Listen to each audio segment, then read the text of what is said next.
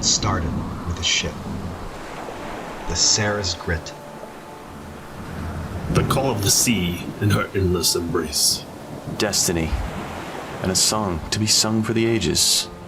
Escape from my family, their sins. And redemption? A bad hand, risk, and a second chance at the big table.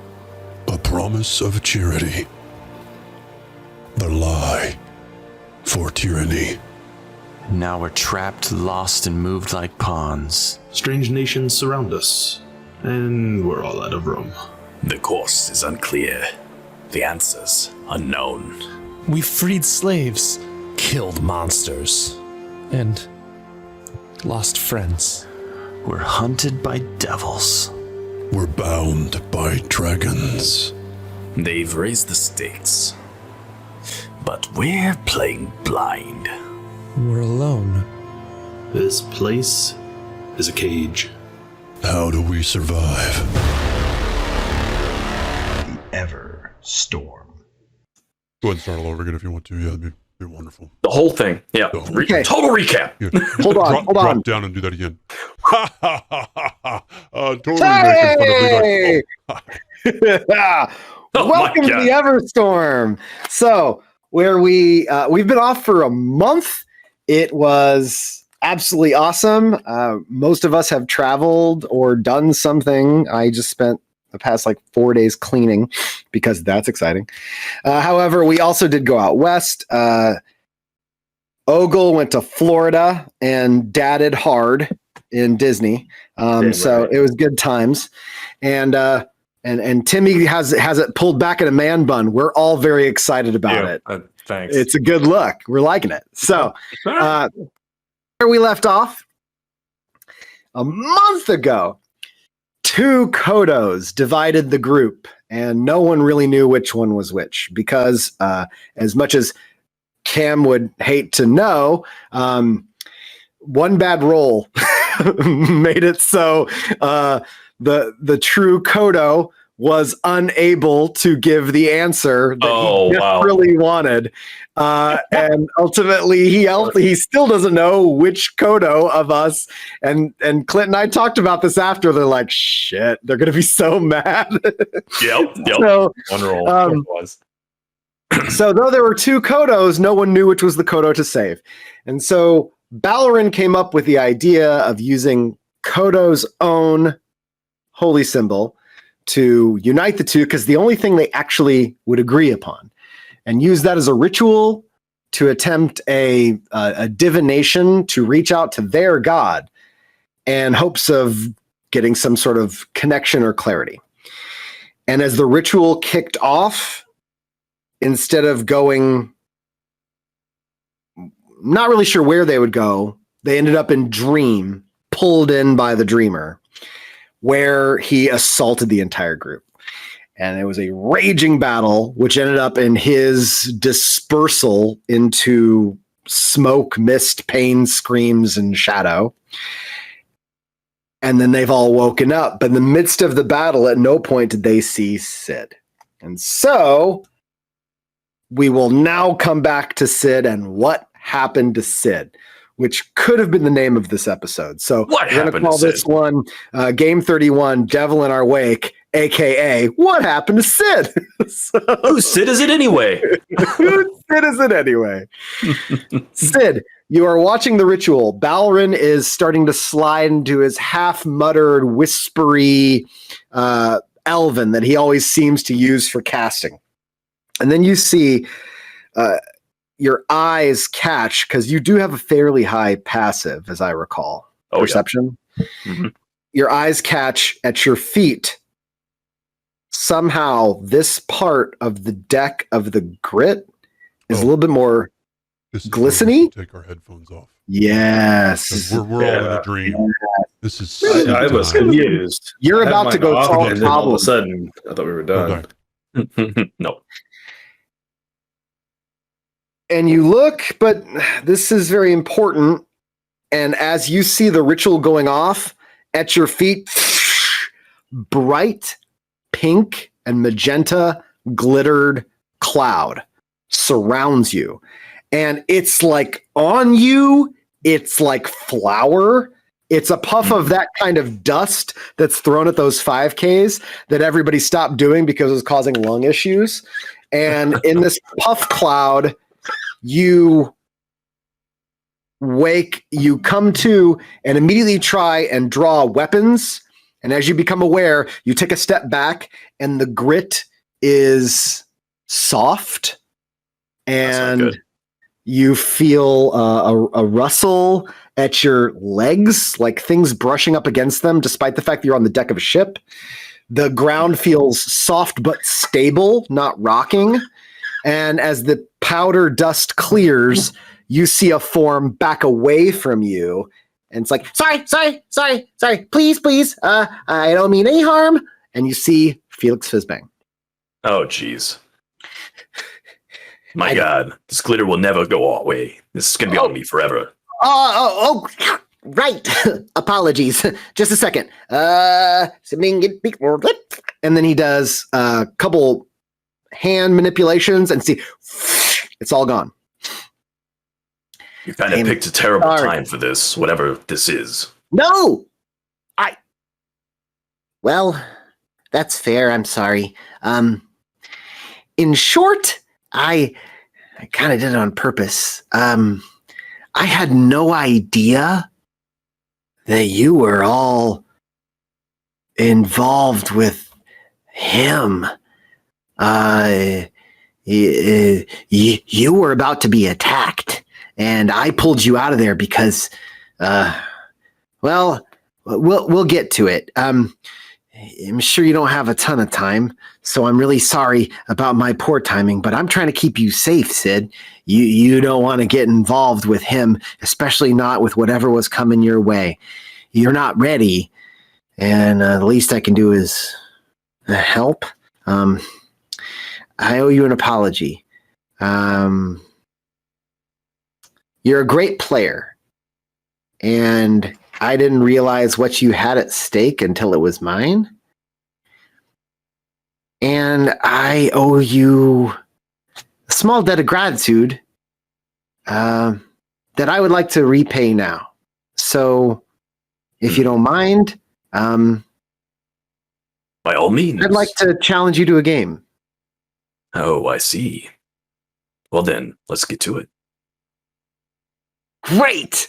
And as he sits down, you see the grass builds a woven table that looks like a green wicker basket table, like a deck table. And there are chairs. At this point, you start to notice there's flowers growing on this table, and the flowers out in the field have stems that go up about 5 feet. And some of the flowers are made of glass. And now that this dust is all settled, you see trees that are growing up, and then they'll twist sideways into partial spirals before they continue up. You also notice that the sun is in the north, to you what is north right now.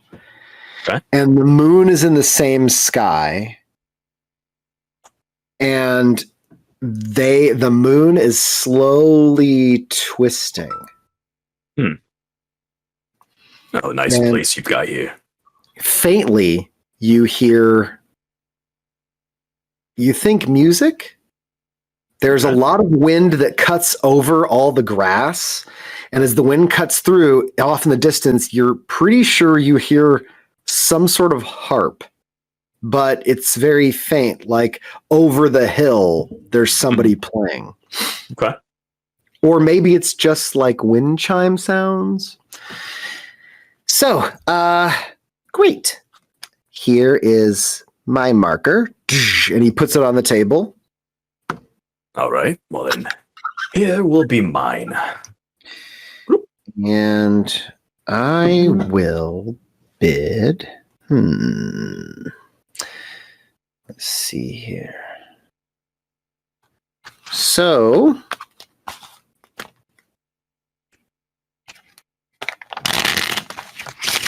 And he deals out 1, 2, 3. And he flips over.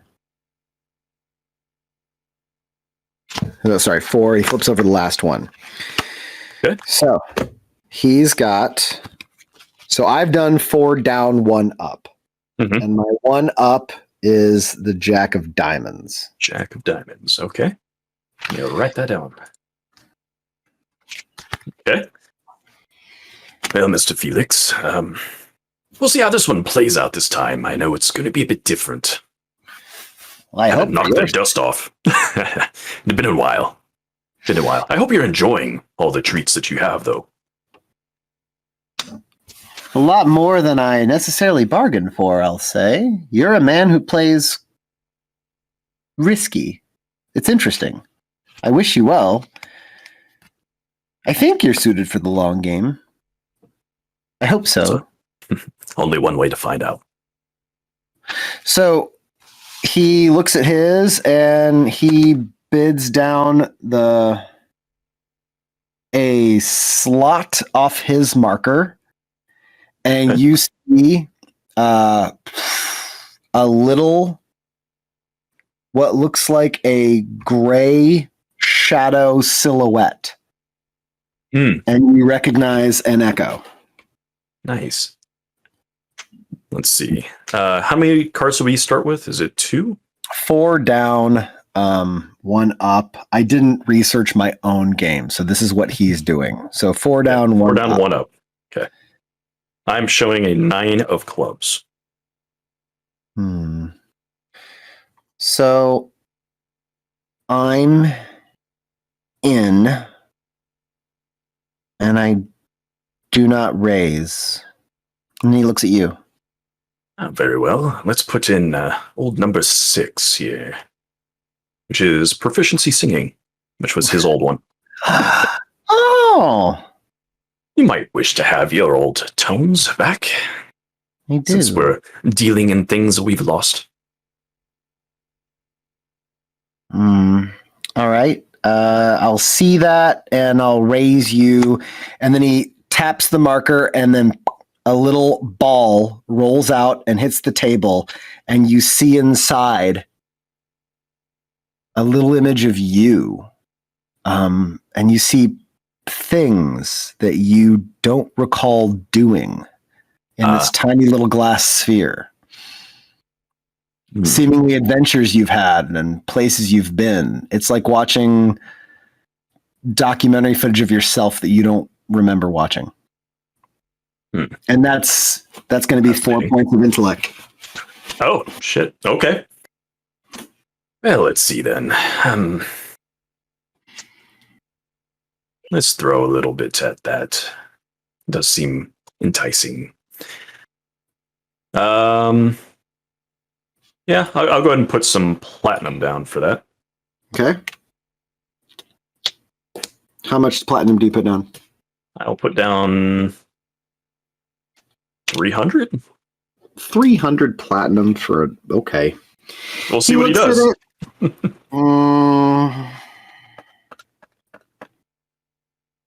And he deals out the next card, which you both share, which is a 10 of spades. Of spades. Okay. I'll drop in.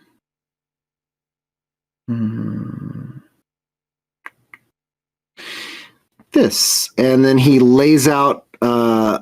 He taps the marker, and a ball rolls out, and it becomes a glowing, tightly packed scroll. And then he unfurls it a little bit, and you see written, though it's written in arcane, it starts to translate in your mind with familiarity that it's your cantrips. Gotcha. You seem very confident, my friend. Let's see. Thinking back on our last outing, Can I do like an insight check on him? Yeah, please do. All right. Let's see what happens. Happy 18th birthday! Ooh, Oh, happy shit. birthday, homie. Yeah, finally. what Good are roll you- for me. Yeah, seriously. What are you inquiring about? He seems to be looking to going do? in fairly aggressively. He is. So I'm seeing if he feels nervous or if he feels confident. He feels confident and he feels.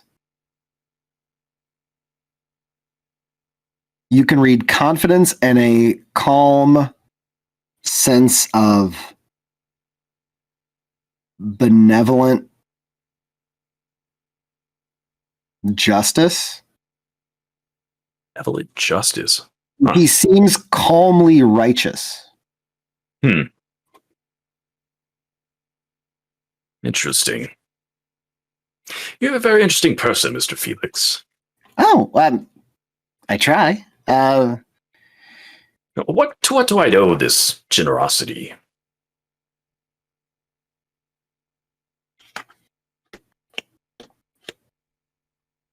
Well, tell you what, I'll put that on the table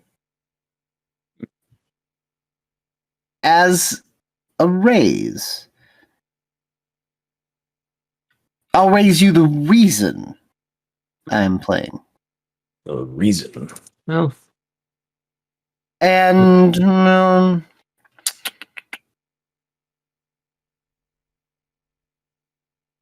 I'll raise you.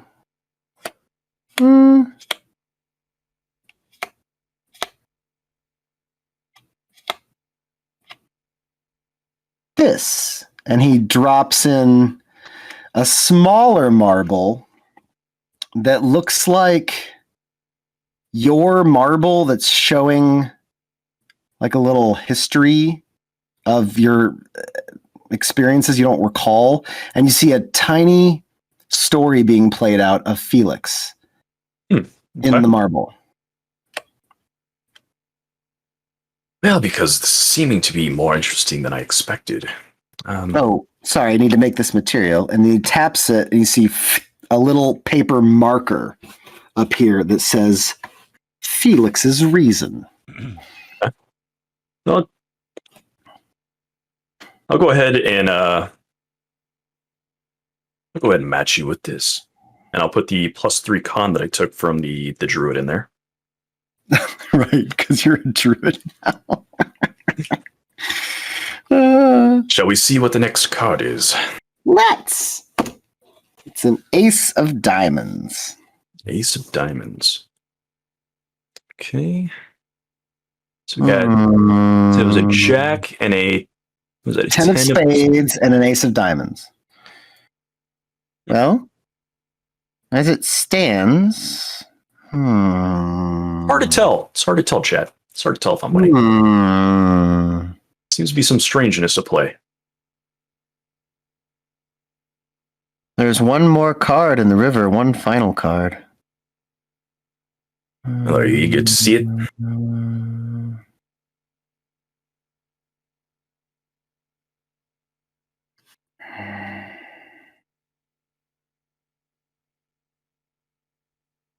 I'll see it. Well, I have to bring more to the table if I intend to play. Oh, we merely need to check. You wish to do that, or raise, or whatever. Don't necessarily need to escalate, but if you want to, it's always an option.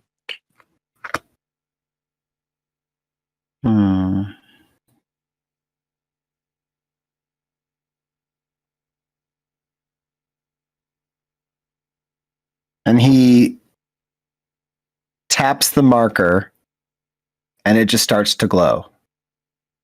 I bet my marker.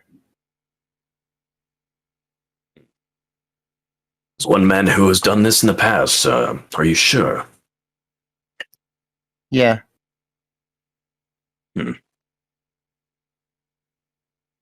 I see. Well,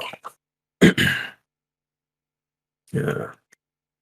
don't know what to think of this. I assume you would want quite a bit for that. Might be too rich for my blood this time. May have learned my lesson. Well,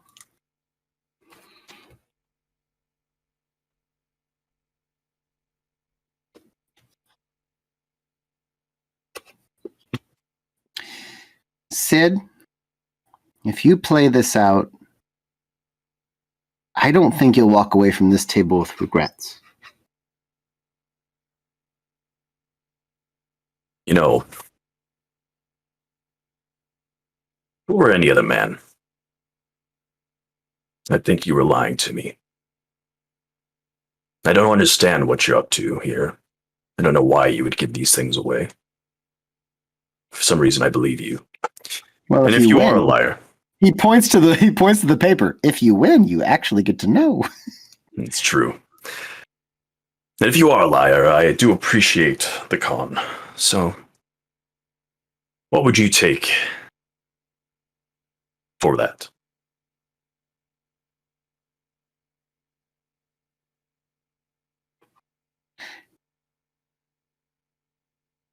A favor. Favor. All right. I will happily place a favor on the line. Okay. And then you see a piece of paper, and it says, "A favor from Sid." Yeah, that does seem to be the case. Yeah, they're in the sheet. We'll see. And so I'm checking, I guess. Yeah. Let's see what that is. final card is the 3 of hearts. 3 of hearts, huh? Okay. Let's see, what do we got suit-wise? It's spade, diamond, diamond, heart. Well, I hope he's doing what he seems to be doing here. That's probably isn't going to go my way. And with that, he puts together his hand. Which is the hand that's visible plus the 5 of hearts. He lays it out, so he has ace high diamond. Wow. Well, I definitely beat that. I have 2 9s and 2 aces. So 2 pairs. All right. Well, I'm very interested to see what just played out here. I feel like I owe you a bit of thanks for that hand. Well, yes and no. It's the right thing to do. I never entered the game, and this, you start to see the reason piece of paper starts to glow and it starts dissolving.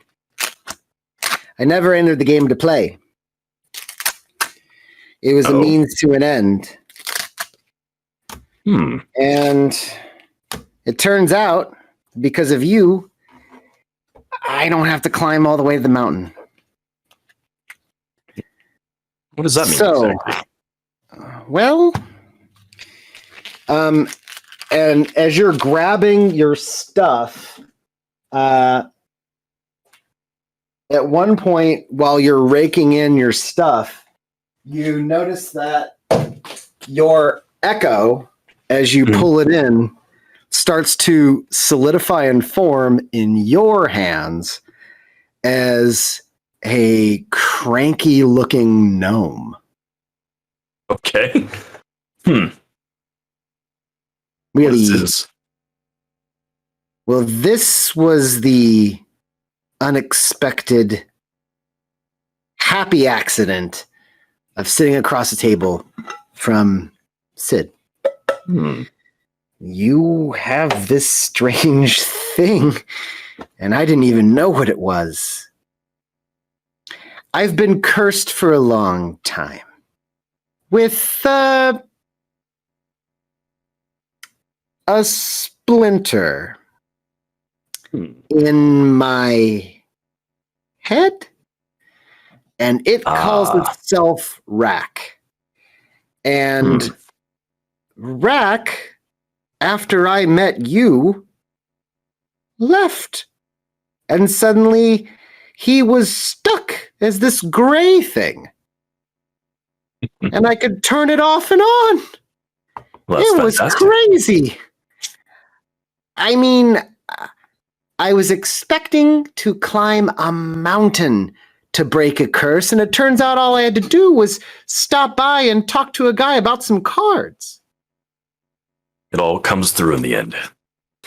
You know, it's all a And then matter of after who you that, pray to. You gave me what I wanted, and so I didn't see any reason why I shouldn't give back. Because that's really all I ever started playing for in the first place. Oh, Mr. Felix, very happy to bestow blessings upon you then. Well, I'm sorry to shuffle him off. I mean, I'm not sorry, but I am sorry. You seem like a really good person, but you also seem like a risk taker, so I guess it is what it is. And that, like, right there is a little bit of a catch, too. You see the marble? That's everything I don't remember doing. So, congrats! So I've inherited an extra personality, is what you're telling me. You've got an echo. It's just a little more feisty than it used to be. Ah, I appreciate the generosity and the plot twist. Both are quite delightful. I'm sure I will enjoy the many musings of this creature. I owe you a greater reason. It's what I bet. I don't know how. The dreamer is tied up in the game. I got to meet the other player. And the other player, you're not going to believe this. The other player is the Gray Serpent. Which is crazy because I thought he was dead. And so yeah. I'm sorry. Where are you from originally? What the Randallion is where I hail from. Oh, right. I heard that he changed names at one point. He's gone by more than one name. He's a pirate. And he is the last player. The one up north. I don't know how, but I've felt through the marker.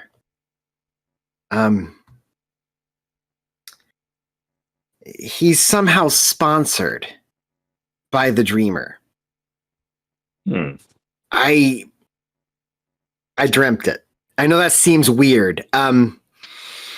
Basically, after I won the game and I was trying to figure out what was going on with Rack, I did seem to notice that I started having really weird dreams, and it was all these greetings. He was trying to arrange get-togethers and dates and what's and nots. And so I did a little digging. And somehow our last player is being helped or pushed or coached by the Dreamer. They're stacking 2 men at the same table playing against the house. Yeah, it's not a violation of the game as I understand, because I know that cheating, if you're not caught, is it is part of the game. Legit. So you seem like a good man, Sid, and I certainly hope that all this works out for you. I hope you get all the way to the end. Well, thank you, Felix. And if you find yourself in trouble again, of course, the favor is there. But if you ever need, reach out. I'll be there. Well, it's just good to know that if I have to pray, the prayers might be answered. And then he winks at you. And then you two vanish from the Feywild. Nice. And you return to the deck. Okay. Everybody can come back. Hey, chat, tell them they can come back. I have one friend, it's It's all true. the universal sign of get your damn cans on. Oh God, you have your one friend is Felix. I'm sorry. Yeah, totally screwed. All right. Nothing's gone well for his past friends. The entire fight, you guys return. You're looking over the dead body of one Kodo as one Kodo sits up. And then as you guys are looking around for what happened with everybody, you see that Tolig is over here absent-mindedly cleaning off glitter that is on his hands. It's in the wood. And then about the time that you are talking about what happened and trying to gauge things, this is when, Fulcrum, you look over the side of the boat and see what you see. All right, we're gonna kick that off with a deception check to see if I don't lose my shit. But I'll take a 15 on that, so that's a 25. I think, is that still up? Glibness is still up, yes. Yes. Hour long. So you have a 25, you say. A 25 deception to not instantly react in some discernible way.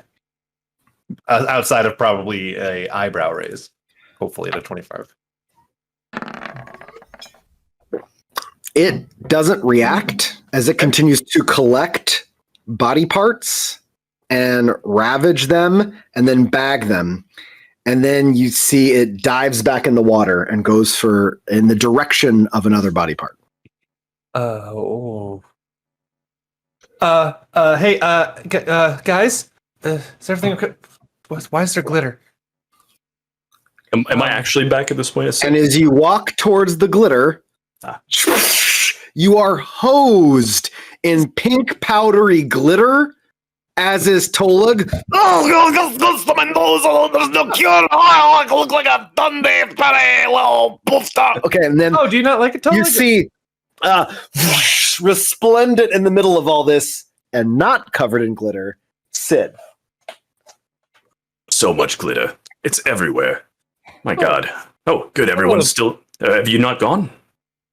Thought I missed things. We just got back. Is everything okay? Tolig, I'm cast prestidigitation and get the glitter off Tolig since he doesn't seem to clear for it. And he looks at you, he's like,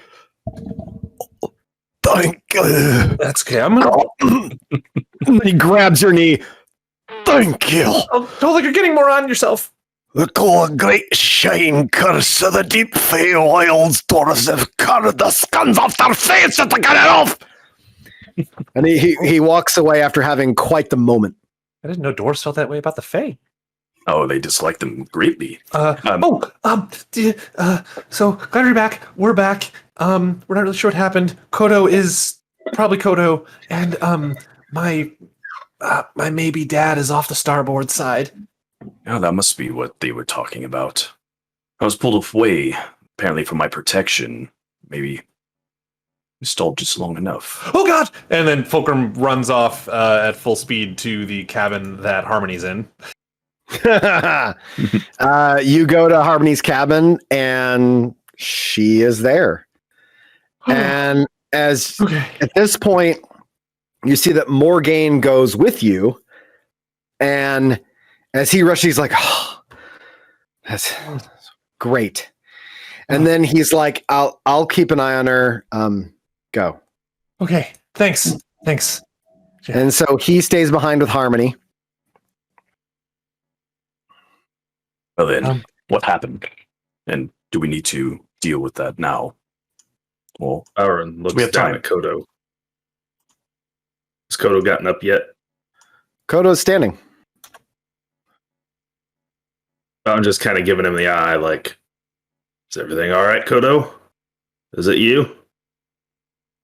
Did it work? I'm free. Hey, is the other Kodo's body still there? Yeah, totally. Bowron just takes his trident and just kind of pokes down at it a little. So what is this thing? I assume you're cursed, right? Seems to be a lot of those going around these days.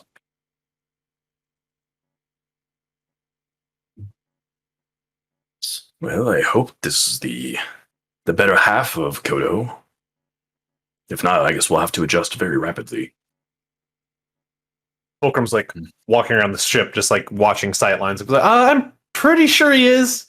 After it goes down that time, and the last time you saw it was the first time you saw it for what it was, it doesn't resurface. There seem to be two random Ikax bodies that are mostly savaged by you guys, but have not been fully harvested. He seemed to have tackled 3 of 7. The other 2 are way back behind your ship.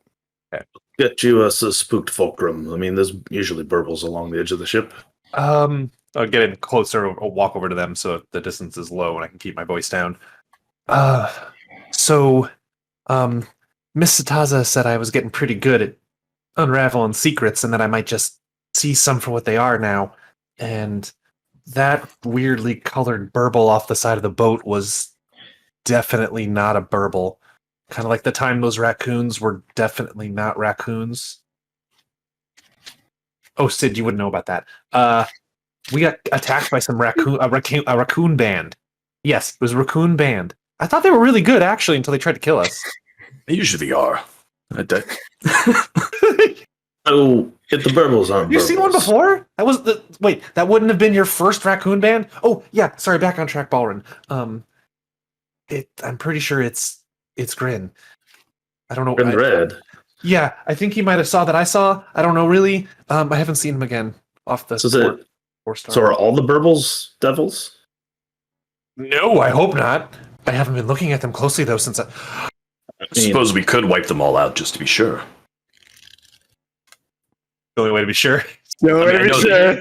I do worship you, Ballroom. Yeah, the nuke from orbit. It's the only way to be sure.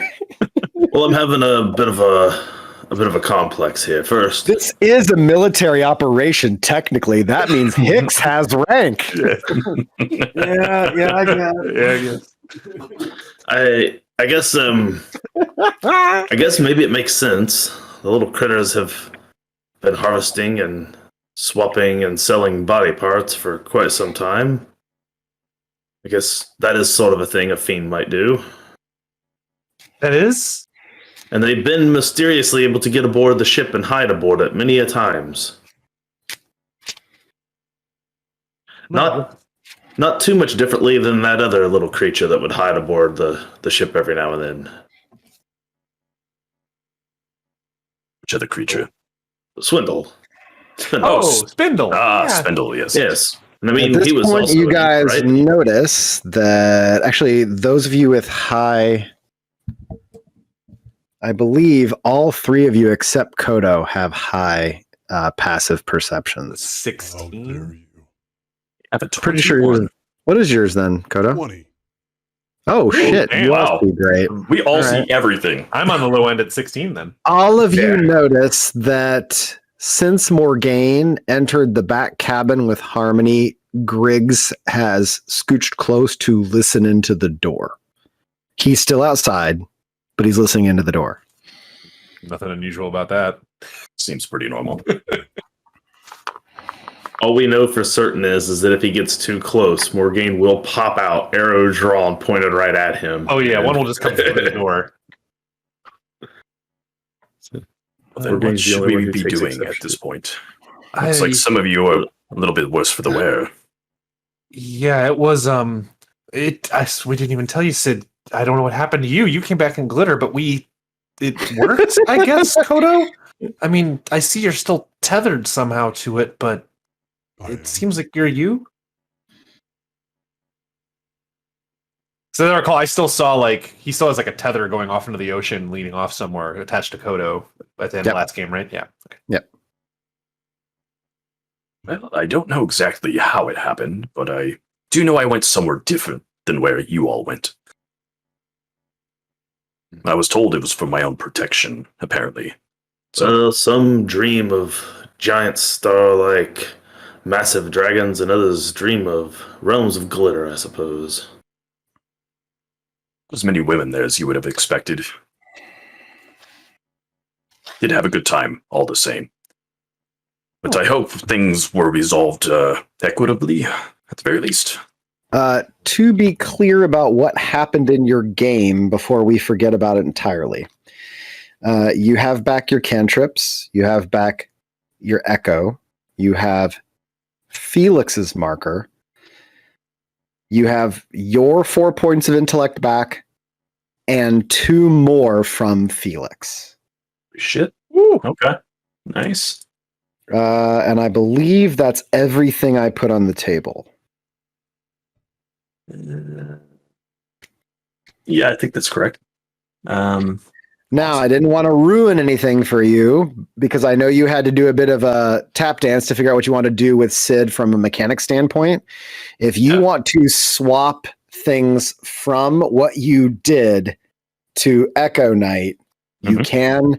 If you want to stay with the one, that's fine. We just have to alter how the Echo will function. You choose which way you want to go. All right. I just didn't want to spoil anything by saying, no, don't take anything, because then that's Awesome. lame. Cool. Appreciate it. I will. I'll take care of that while we're doing this. And then when you touch the marble to absorb his 2 points, that'll be a moment. So that currently is sort of sitting in your marker, and you have the intellect, but you also have the other marble. So in essence, they're waiting in your marker. So you've got the points from them, but the physical memories you don't yet because you haven't chosen to absorb them yet. Gotcha. So they're just going to sit there until you're ready for that. Okay. I will sit on that for a little bit. I figured. Because I'm sure it'll be a lot.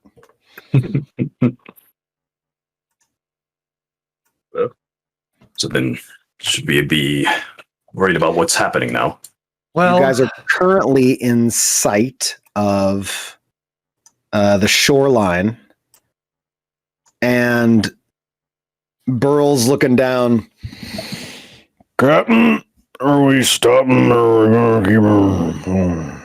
I think this might be a good place to stop, Burl. We can drop anchor. If it's really a war zone, let's... One down, drop me. Oh, War zone, I guess we shouldn't get any closer. Hey, My worry is he's... Captain. Yeah, Kodo? If that red cloak guy shows up again, you mind if I have my stuff back? Oh, yeah, sure. It's just, it's under my desk. Go drag out. Yeah, sorry, I just got so used to seeing, okay, so here's your armor, and it's heavy as shit. Some of it you can't lift. It's a shell. Oh, it's a little scarab, yeah. Oh, that's right. At least the map. All right. The hammer is a bit of a... The maul is a bit of a bitch to move. Yeah, you might need to... It's all the rest of the gear, yeah. I tried to rearrange it, but it's... Liching hour. Liching, thank you for bringing your audience to us. Hi, everybody. We are doing our 5e homebrew longest running game that there ever was from the old days. Today, our crew is on board. They just survived a massive fight in the dream realm with a dream dragon they destroyed. Now they've just found out that one of the vermin, fishy, Murloc-like characters that have been living under the boat is actually a archfiend in disguise that is has been harrying the backstories of 2 of our players. 41-year campaign. Freaking Lord. Good grief. Wow, that's impressive. Not 41, just because we're not that old yet. yet. Not yet. Give it time. I mean, but Corey, we're on track because this will be 25-ish years. So At around 6 months old, we made Levi run our first game. He's been beaten ever since. Since then, As a mere wasn't mote, born I yet. played my first character. yeah. Jeff Well, was then, you know, a young embryo. chat, you can relate. In all reality, this campaign, well, I won't say campaign, this world, this setting started like everybody's did when I decided to make a map when I was like 13. So I made a map at 13 and we're still in the same world. Yay! So Sort of for this game, though. Only kind of. the maps have gotten bigger and more complex over time. yeah, legit. This is the Gulliver's Travel edition. Yeah, it actually is. It actually is.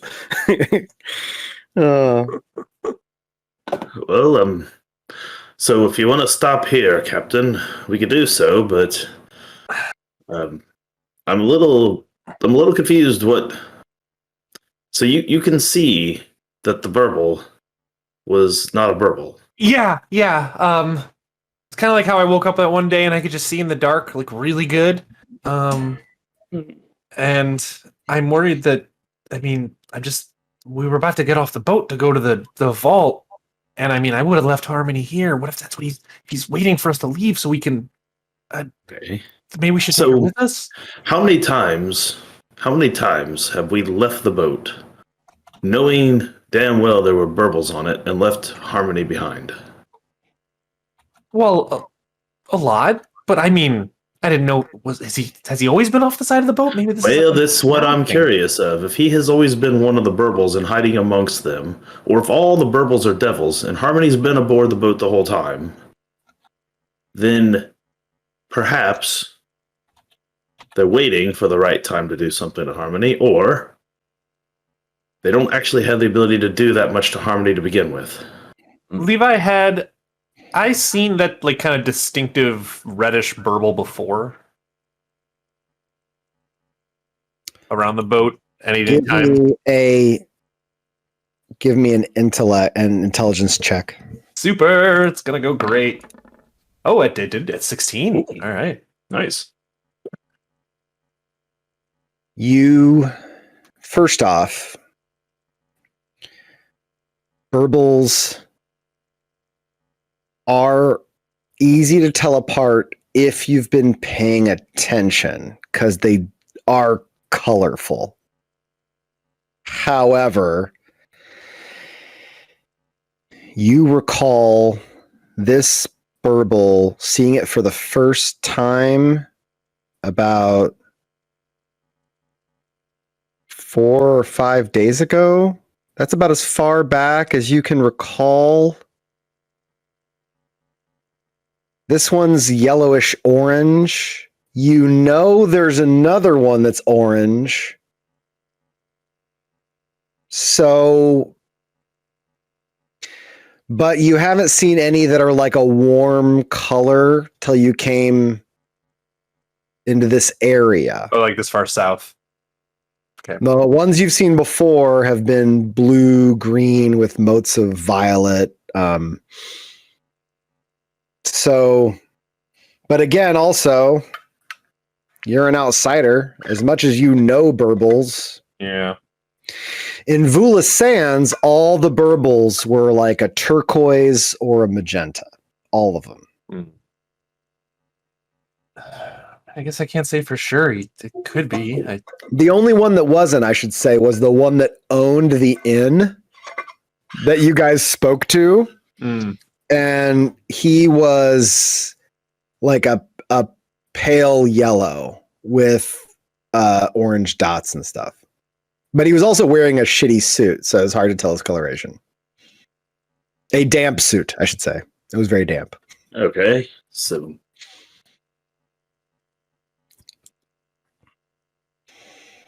well, what say you, Captain? Well, if he's staking out the ship, I'd feel like he's got something planned. I just don't know what.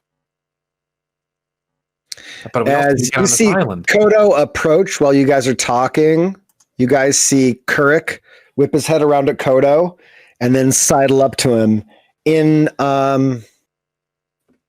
almost like a loyal guard Drake stance. So he's got his side at Kodo's leg and he's whipped his head in whatever direction Kodo isn't watching. Hmm. And he seems to have gotten a little bit more alert.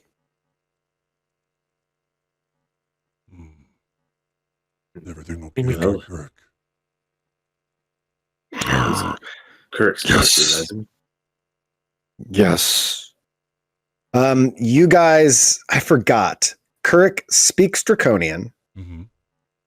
Cam is the only one I think And he can understand. talk, but okay. Yeah. But only Cam and Right. Okay. Only resident All of modifier. you hear Kurik do his typical. yeah. What you hear is everything's fine, master. I will not fail you. I am not lazy. I have burned that Kurik. Shit. That's a good boy. Yeah. Put my hand on his head. Mhm. Good. Good. And this is the first time. I mean, you haven't had a ton of conversations with Kurik since his intelligence changed drastically. Right. But this likens back to a behavior that has been documented amongst drakes, where there are times that drakes will turn on one of their own in a herd and use their breath weapon on it. And if that one survives, it usually becomes an alpha. Okay.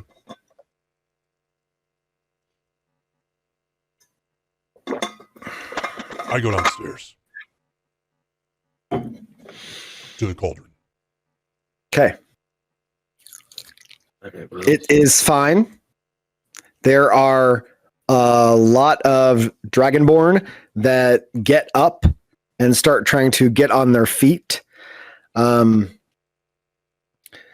at this point, one of them, I will give you a name because there are a bunch of Dragonborn on the ship. Good, I wrote it all down. Yes. Ekti is a female copper. Is everything all right? We heard a disagreement or concern. Is there cause for concern, Lord Kodo? There is not anymore. And I have good news. When you say there's not anymore, you see like all these proud nods and grins. It's just like, it's like The Rock just said his catchphrase and everybody's like, yeah, he said the cool thing. I have good news. Your breath is no longer needed. The cauldron is complete. Really? Now I just turned myself up. Is that any better? Yeah, it's a little better. Yep. And you hear a lot of whispering. What is... And then you see some relief. Then we will rest and make ourselves ready for what comes next, Commander. I'm afraid what comes next is you going back to the village. Because I was just informed that there is a powerful demon trailing the ship. I want you all and the cauldron safe. I will ask Balrin to send you back. I volunteer, Koto, to stay. I would fight with you. And then a couple more stand up and do the same.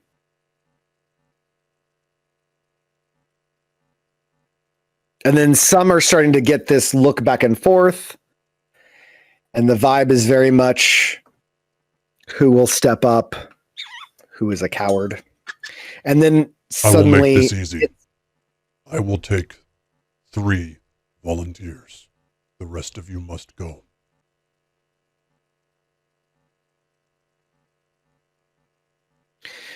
Ekti turns to them. We will not burden Koda with his decision. We will do this in the way that the Contemplator would have us do. We bring the civility of Akadengir everywhere we go, and even in this savage place, our dignity will not be tarnished by these wild shores. And you see Ralithe roll her eyes at this and sit down at her stand. And you can wait around as they start to organize some sort of discussion. Then I head back upstairs. Okay. All the Dragonborn burn each other. 3 remain. Job's a good one. You're always screaming, and then like 3 come up. We are reborn. I walk back up and just go directly to Balrin. I'm standing there with Fulcrum, and I see he come walking up there. Bauer kind of turns, looks. Everything all right, Kodo? It is. If that demon is in fact trailing us, I want the Dragonborn off the ship. Want your people sent back home? I'm not going to lose them again. And how do you? The cauldron is filled. It's full enough. How many is there again that need to go? All of them. What's that number, though? It's like in the 30s or something, isn't it? I can't remember. How many do we have down there? I will literally tell you. 1, 2, 3. It's more than 2. I They asked to stay. It's only 12. I said up to 3 volunteers. That doesn't include Ralithe, the grumpy mentor. The rest have to I suppose I could check in on how Ralithe's doing with those platinum tuning forks. That's also, right. Fulcrum, if it's okay with you, I'd like to send the cauldron back with them for now. Oh, I think that's probably a really good idea. Oh, hold on.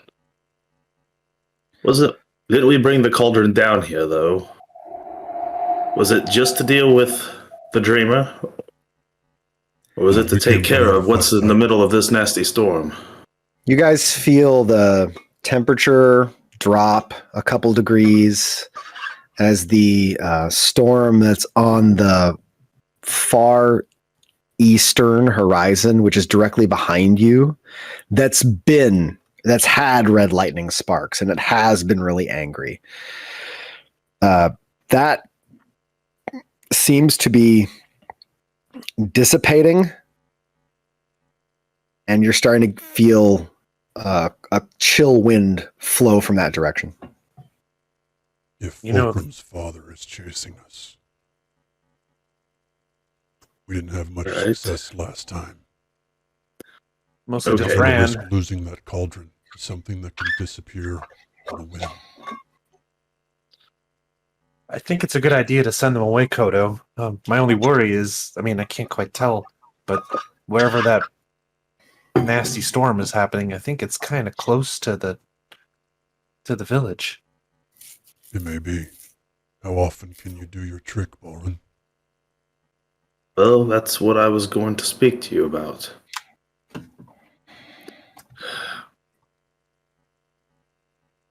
I know that your Dragonborn are going to want to stay and fight. I wouldn't expect anything less to come from them. I've been working on something a little different, with the help of Ralithe, reluctantly. This might be my first chance to try it with the Dragonborn you have here aboard the ship. But I will not be sending them back to the colony.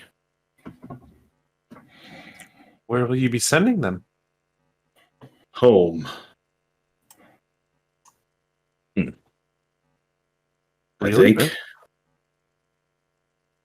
Do you think this is a good time to test that theory with a really powerful artifact in his last few Dragonborn here? Maybe we could send, like, a burble. If the cauldron. Test burble. If the cauldron is taken with the Dragonborn through the rum tub, it will still exist in this plane back at the colony. You guys where it glance is over still the. a danger to any Dragonborn who may come into contact with it. And now it's charged. Guys glance over the twisted trunk of the strong shrub growing in the rub tub, shakes in the breeze a little. Now, the platinum bars that we obtained from the Dwarven Princess back before we came through the Everstorm are not from this side of the Everstorm. They're from the other side. And through the use of having Ralithe forge them into tuning forks, they are attuned to that world, not this one. And with it, I can take a certain number and myself back to where those bars came from, which should be the same world that Kodo's people are from. If there is such a summoning circle site within Kodo's realm, I should be able to locate it and take us to that specific place. I can only do this so many at a time, and it may not be the entire 12. I think I can take 8. How do you get back to us, then? By having something that's attuned here. And then I come back.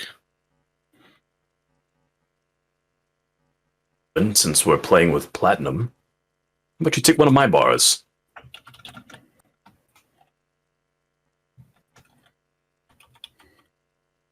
I don't know if this will work. No one has attempted to breach the Everstorm in this manner that I know of. Now, I don't feel like risking the lives of my people. I'm not positive it would risk their lives. That sounds exactly like what a risk is. The last No. Dragonborn that you played with, I'm pretty sure you risked his life, did you not? It was different. That was through the use of the cauldron, or through the use of the chalice. Mm-hmm. This is Still a no more or less dangerous than walking through the plant. I just don't know if the Everstorm will let us through. I mean, it's only the corpse of a god. I mean, what's that to Balwer and Horus?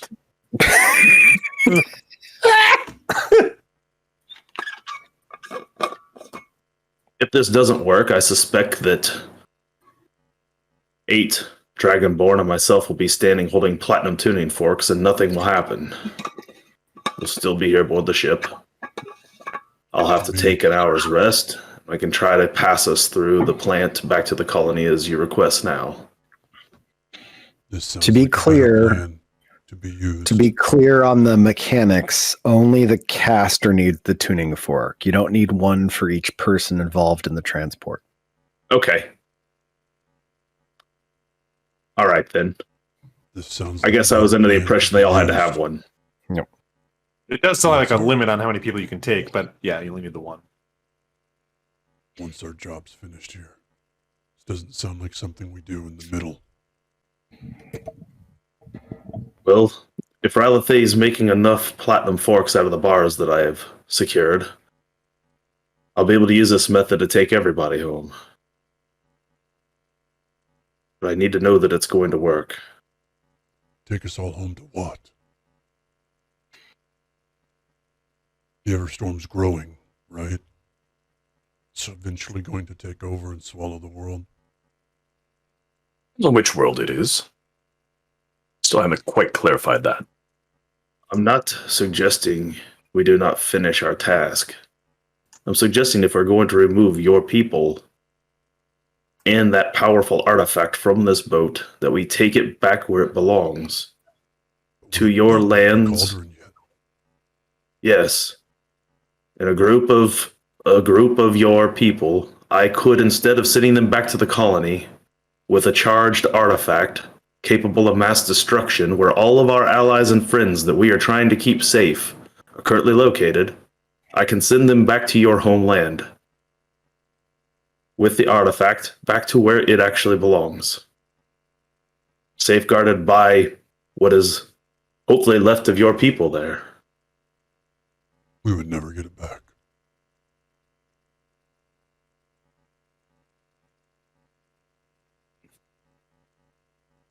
They would never allow its release. Isn't that what you want, though? Is for it to be returned?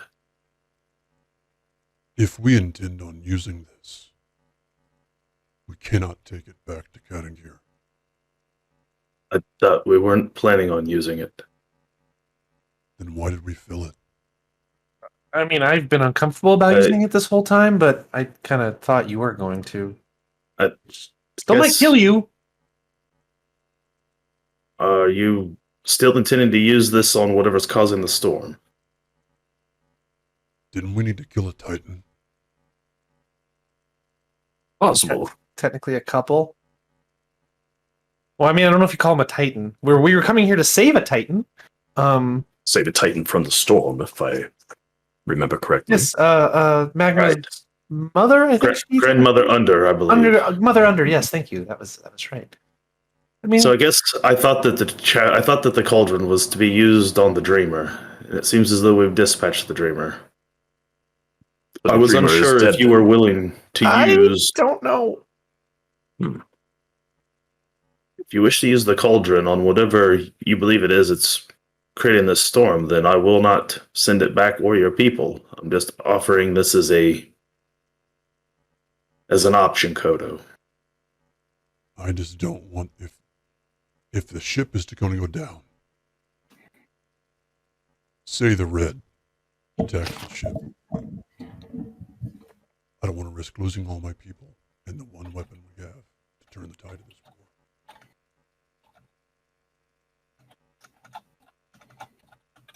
You should probably do it sooner than later. I don't know how soon you can do it, Balrin, if you can't even do it today, but I don't know what he's planning. I just know I saw him. If you want me to take them through the rum tub, it'll take me an hour's rest. Then, and I'll be prepped. All of our friends that we do care about are also now protected with the most powerful weapon we have in the realm right now. And then it can stay here with us then, if that's where you would prefer it. No, I'm saying if they take the cauldron, until we need it. Okay. It's safe. If you feel it'll be safe there, then that's what we'll do. Am I still freaking quiet? Shit. You are a little. You're kind of cutting out a Decoy little. says he is. It's occasionally, it seems like you suddenly get really quiet. And then every once in a while, you're like really loud. And it's up and down. I don't know. I shall Clint, bump up the gain. There you go. More gain. Clint, I think it's all bullshit. I think you sound great. Don't listen to these haters. Haters have to hate. All right. Well, And then I it's shall decided. head to Just my make you cabin listen and take a really rest. intently to me when I'm talking. Yeah. You have to really focus. Yeah. Case will- It's like the most ominous This American Life host. Bowron will take a short rest, which will allow him to gain his level worth of use spells back. Suppose Fulcrum will as well, and I'll lose my remaining 5 nifty little stars circling around my head, but that's cool. Based on what They else wink out of existence. And glibness is also down now as well. I go back Attack. downstairs while he's resting. Okay. Have you decided? You see that 3 are standing, waiting for you. I can write this out for you, but if you check your list, you might be able to find them. It's Ilnashus, a gold female from your own guild, the Metalcraft. You are not close, but you've always admired her dedication to craft. I would equate her to a coworker you respect, but have never spent a ton of time with personally. Ekti, who is sort of speaking for everybody, she is a copper female. And Utgyo, who is a Say that one again. black Utgyo, Utgyo.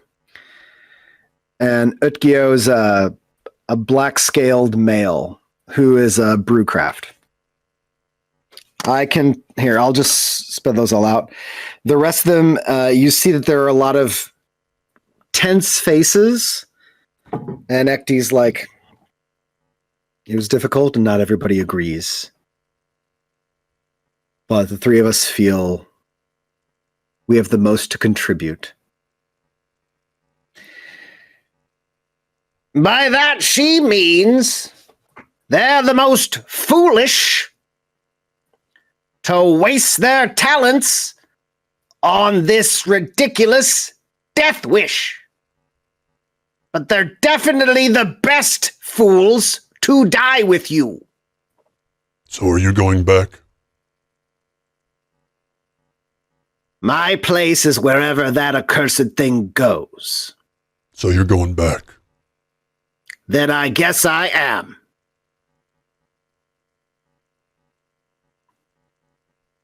I go back upstairs.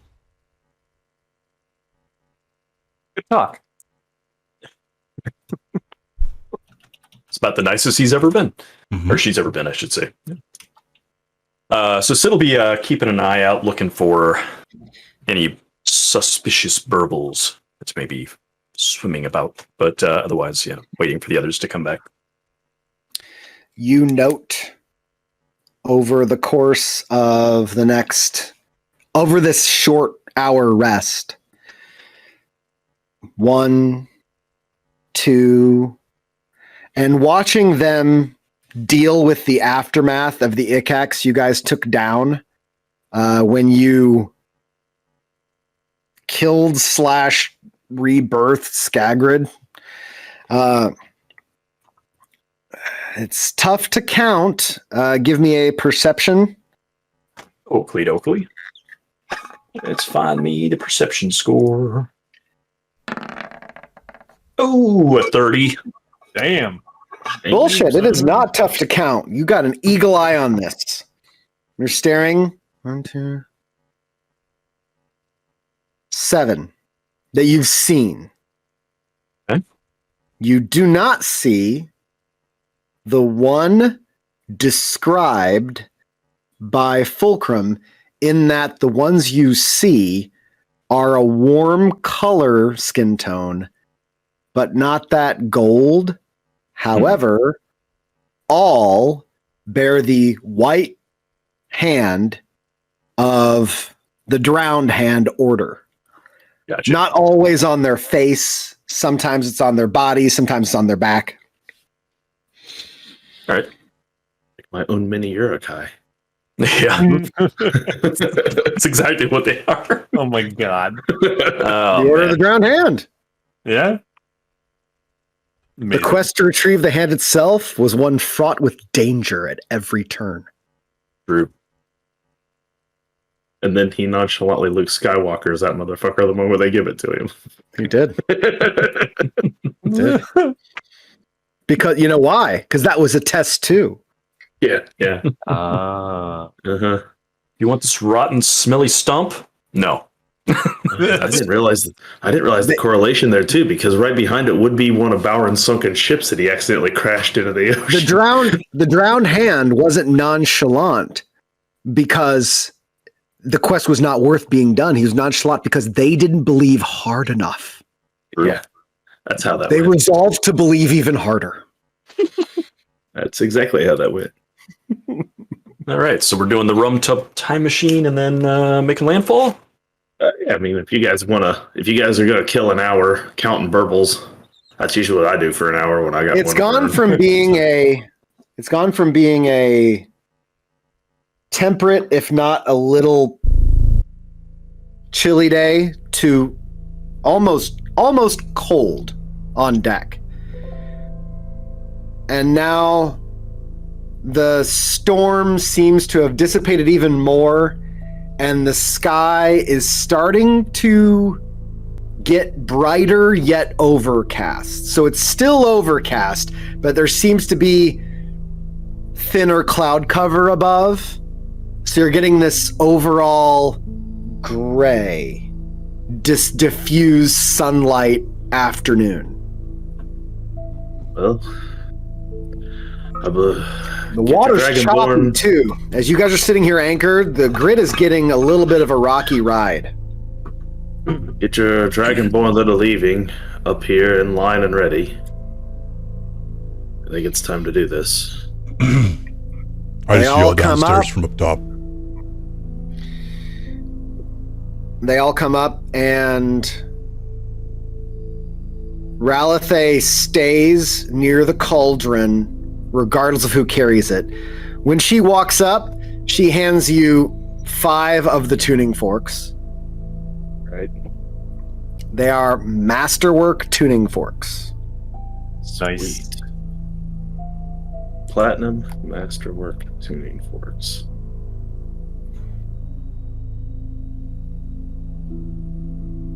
I'll be right back.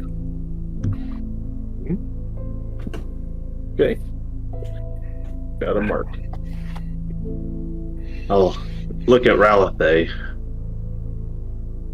If it isn't too much to ask, will you be able to complete the order while you're back at the camp, the colony?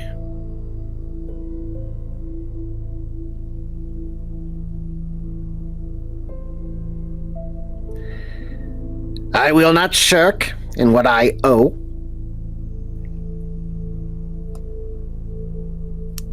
And despite that big fool,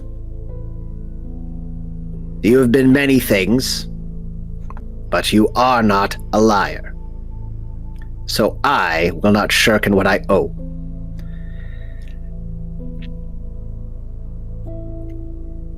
She just called me a liar. Very well. I will wave my hand over at the tub. The wood warps and pulls itself open into a somewhat, by about 4 inches, larger in diameter ring than it was before. And a little less cramped. They all start to flow through. They've all done this And before. I assume I many didn't have to are being- explain to them how Yeah, quickly many they are have to move being through this. carried fireman style by others because they are too weak from their time. And with that, gentlemen, you lose the majority of your Dragonborn. And Ralithe follows those that carry the cauldron. And as she leaves, she shoots one last look at Kodo and says nothing. On brand. I stare back. And the thing seals shut.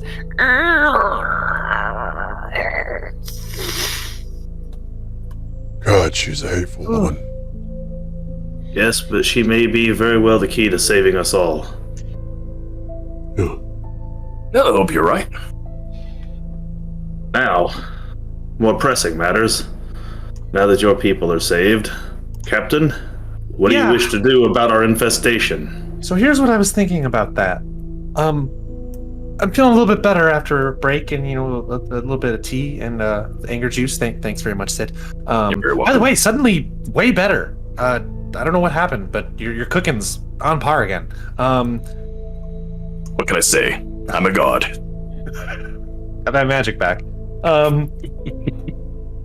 I thought that if he does mean to attack the boat and a few of us are a little worse for wear, maybe we keep an eye on this island, see if we can spot anything from off the shoreline here. I don't know if we have any means of doing reconnaissance. Rip Picard. But if maybe he attacks the boat overnight, And if he doesn't, then we head aboard fresh-faced, head ashore fresh-faced tomorrow morning. Very well. The Scouting's easy phenomenon enough. seems to be letting up. You notice, Kodo, Too. with these 3 Dragonborn that remain, all 3 of these Dragonborn have a scale that they have colored blue, that they have prominently attached to their armor near their collarbone. Okay. I make eye contact and nod approvingly. This works. Ekti looks and somewhat bows, but it's very slight.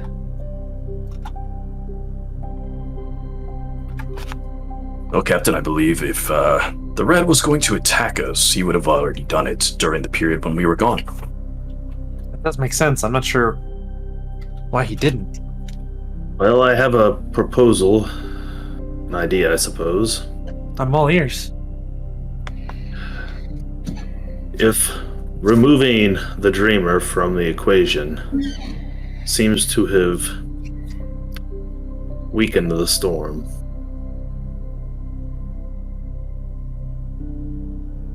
maybe this is... Maybe it's all a bit more intertwined. If that's the case, we've taken one leg off of the chair, if you will. It's going to have problems standing right now. I think he's probably more concerned than he is ready to assault. I'm worried he's waiting to do something underhanded and steal Harmony out from under us. He may also be. That's kind of exactly what he did last time. Right. He lured half of you away and then ambushed us upstairs. Sure. But I think he's had his opportunities, if that's what he was going to attempt to do. He could have done so already. Doesn't really make me feel any better. Well, you don't have to feel better about it, but Well, yeah, either he attacks or he doesn't. I mean, only one way to find out. and Morgane is with her, so I'm not really versed in illusion magic like Skeezer was. Do you think there's some way we could make him think we left the boat and see what happened? well, I didn't prepare such things, but I do have a few illusion spells I could attempt. You might just see through it, though. I don't know. Kodo casts Fireball with a D10 at all of you. Everyone dies. Chain He's lightning. kidding. He's got so many dice. Sorry, I had to heal myself, man. I know. It's good. Yeah. I burned 8 levels there. Yeah, you were down a lot. I'm sorry, I just respect out of heal so that I can send all your people home, so I don't have a heal spell. Ooh, listen to that passive aggressive about Ooh. what It's listen to facts. that. It's facts. It's passive aggressive fact. The caster tax. No heal for you. Teleport No to heal start. for you. Oh man, I did that at a +2 instead of a +3. Okay, I need to add it. Look, more. you can either see the world or have good health. You can't get both. Just Anyway, Captain Fulcrum, I believe the only way to find out what's going to happen is to play the cards, see how it happens. All right, well then, I don't feel like walking into what we heard is a war zone while we're a little beat up, so maybe we get an idea what we're walking into first, rest up on the ship here, and then head ashore tomorrow morning. Very well. I think I may have something for this. Oh? Some things have come back a little different than they were before, but they are back nonetheless. And let me see if this works. And I'm What the gonna. glitter was about? The glitter's about many things, but one of them was this. Oh, I still have some. No, you're never gonna get rid of that. It's there forever. Thaumaturgy.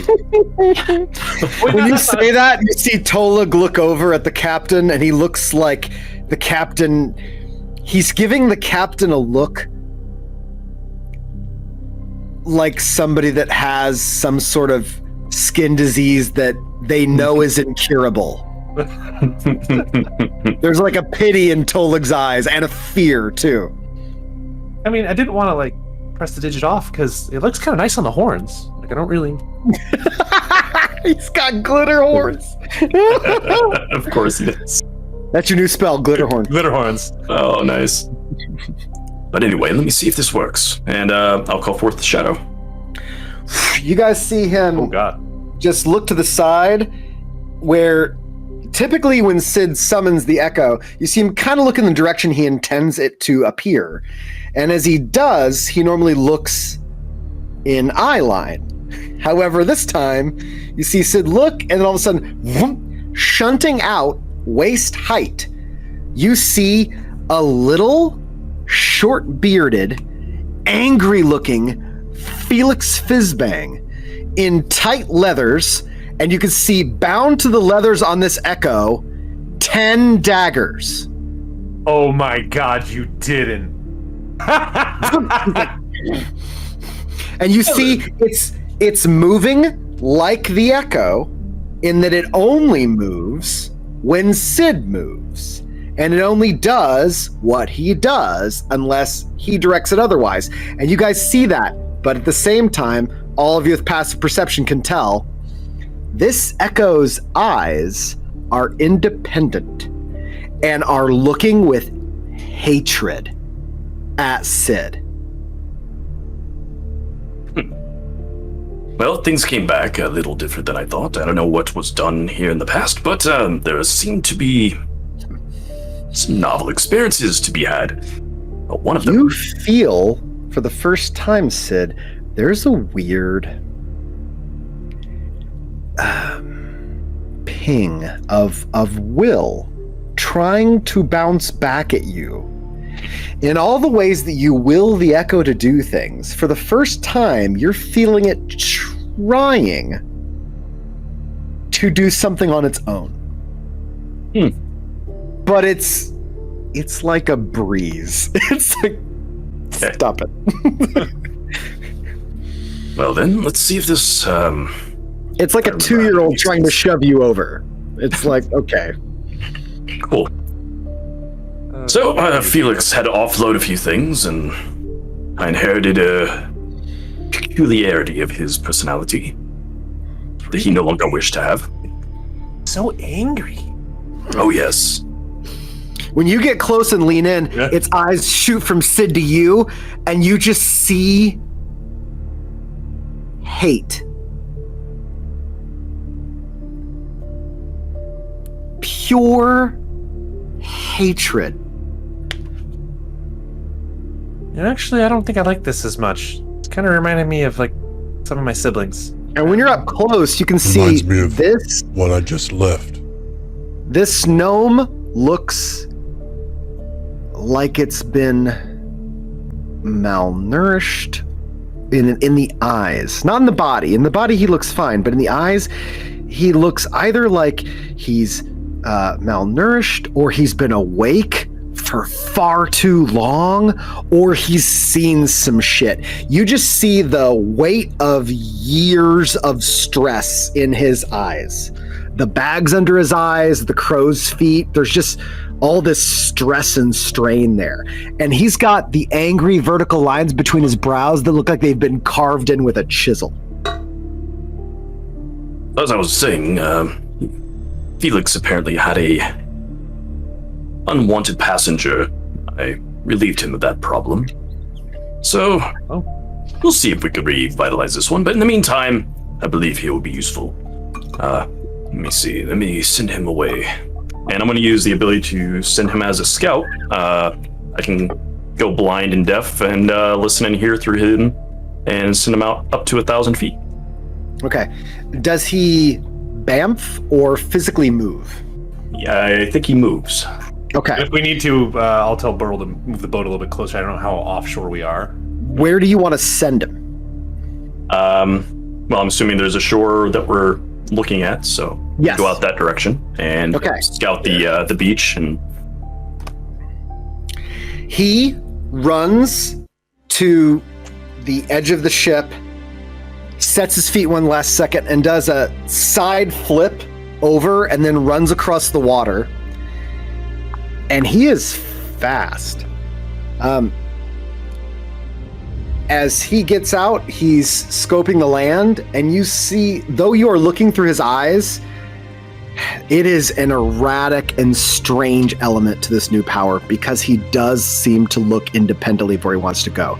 You can steer the head, but you cannot steer his eyeballs. So it is like, it's a little disorienting.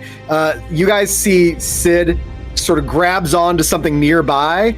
Sid, you get a mild motion sickness come over as the eyes are attempting to fight this, but it's all they got. You can still keep steering the head. So the body runs out, your echo gets to shore, and you can see just up the shoreline into the hills, you find 3 bodies of Grex. And they've been here a while. Give me a medicine check. Oh, sure. That's a thing I got. 12. No idea how long, per se. But you see the blood is dry. And you cannot smell through an echo, I don't believe. No, it's just sight and hearing. That's what I thought. Okay.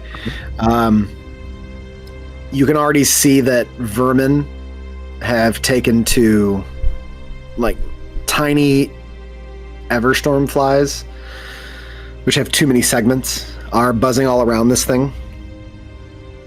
Okay. And that is past the rocky shoreline. So off the sand, past the rocks, and you see these bodies as it rises up to a slight hill. And looking down, you see maybe 10 more scattered here and there. What is odd is that 2 of the bodies situated seem to be very close. Okay. Like when they were taken down, they must have been fighting back to back. Okay. Any evidence of like what was killing them? I'm assuming it's, air spirit kind of stuff, but it's slash marks, arrows, open wounds, and you see that 3 have burns similar to lightning strikes that you've seen Kodo inflict on people. Okay. Does it look like there was a invasion on the ground at all? Like anyone, like lots of footsteps or anything up this beach? Or does it just look like everything must have come from above? It came from above. You don't see any footfalls on this beach. It's eerie. But at the same time, you have no idea of knowing how long it's been, and there is a tide. So if there was markings on the beach is clean.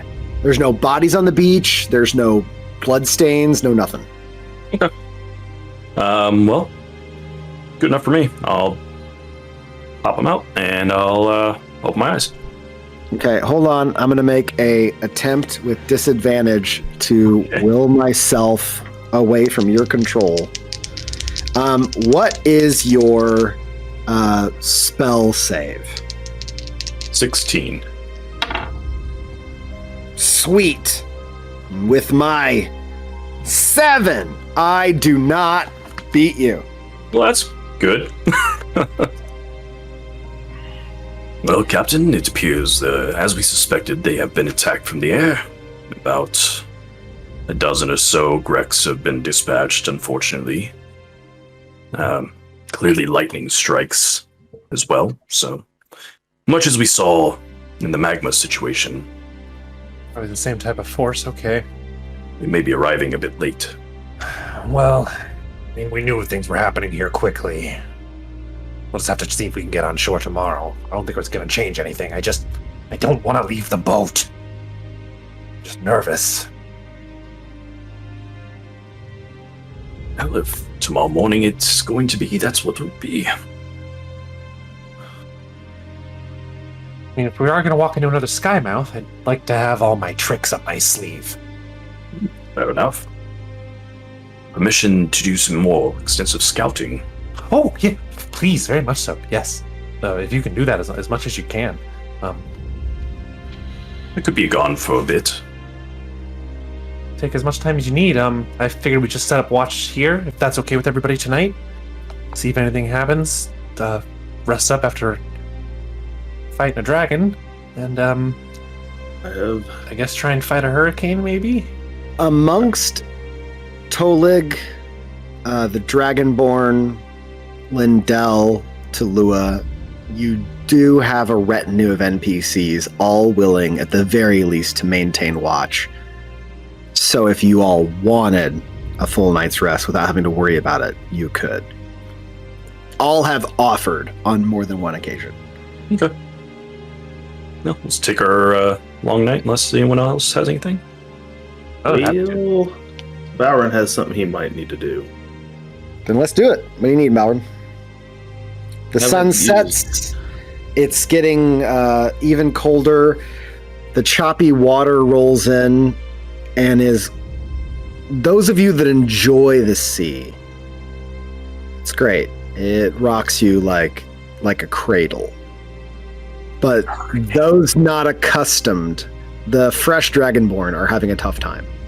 It is very choppy, rocking, angry water. And, hey! Tempest Thema. Hey. Hey. Tempest Thema is neon yellow for me. That's super cool. It's the first time I've seen that color scheme. Yeah, I don't see that very often. All right. So, Bowron, what do you want to do? Well, everyone else but me has to go to sleep. As So we know. once everybody's... And Morgaine. Well, and yes, but Morgaine. he's busy playing with his bird. So Hey, Gross! It's true. I don't know. I was gonna refer to it as a pecker. Would that have been better? Oh! Oh, I Lovely, wish he lovely. was here for that. Did Animal G hear that? Okay. While Morgane's been playing with his bird, Bowron's gonna Oh my take out gosh. the. Yeah, happy birthday, Tempest. Happy birthday, Happy Tempest! birthday. Follow. We're on a recommended list. I feel special. Thanks. Sweet. So Bowron's gonna take out the. I believe it was a flower. Okay. Given to him by the spring court, Mm-hmm. and I'm going to pluck the petal. Okay. Which should take me to the Feywild. You pop it, and looking around,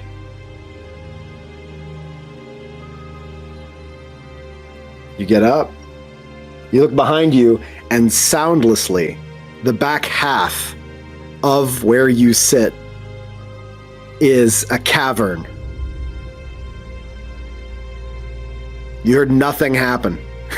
You just see the back half of the room is rock and deep roots that weave in and out of stone, covered in tiny little flowers, like baby's breath, little blossoms. The whole place smells of rain now. Bowron's going to walk in. The cavern is an open mouth into a glade flush with flowers, and it is raining slightly, just misting all through, and you got drops of everything coming down, and there you see, standing center in full plate, you see an elf with slightly longer ears by about 3-4 inches and a long braid of brunette hair that goes over her shoulder and all the way down. Oh, welcome, Tempest. This is awesome. We're glad to see you here. Welcome to the party. Welcome to the family. And she has on armor that looks vaguely like pink flower petals into enamel. It's almost got a sweeping, somewhat pointed samurai vibe to it, except it's all the color of like cherry blossom petals. Welcome. Xandal Crystal Thorn, champion of the Spring Court. And we've answered your call, as was the contract. Welcome home, champion. I've come to check back in with the Spring Court. I am your envoy.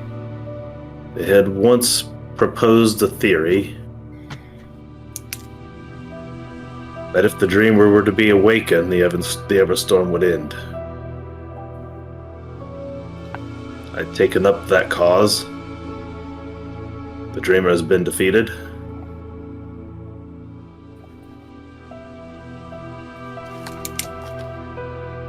I came to see if it had any effect on the Everstorm here in the Fae. Here, champion, there is a wall, not a storm, an endless briar thorn wall that climbs to the sky. I saw it once, yes. The wall has not come down, champion. Then the Spring Court was wrong. You see, she twitches a little bit about that. The Spring Court is never wrong, champion. We are hope, and in hope, all that we see will come.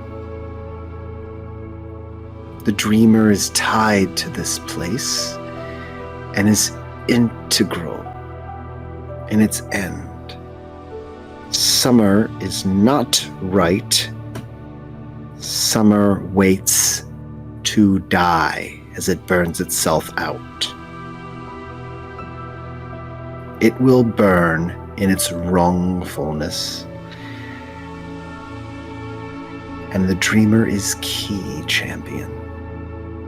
Perchance, champion, the dreamer is not dead.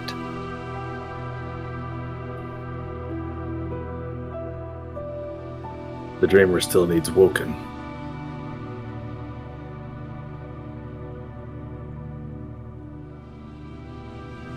The dreamer, as we see, is key in a great many things. The pulsing heartbeat of the storm. We watch from here and see his reach. He's touched the lives of many and has taken one under his wing called the Butterfly Queen. She seeks to call all into her siren song to serve his dream. We fight to stay awake. We are strong. Spring is hope, and spring can never die. But, champion, we do sense change on your side. Great pillars of strength seem to be cracking.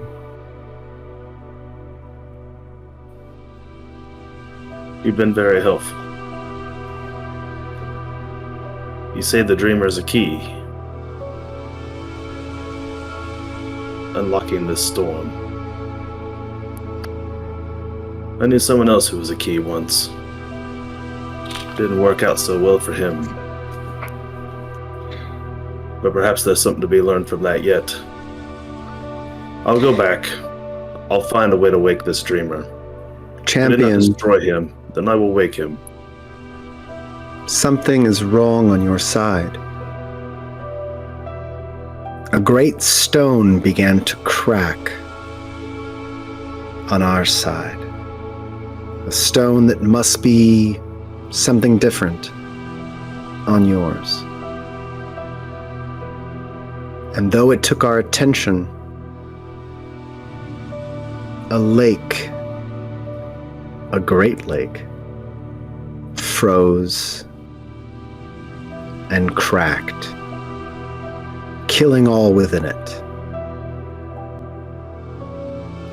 When the Feywild ripples, it's because the real had a change. Mother Under.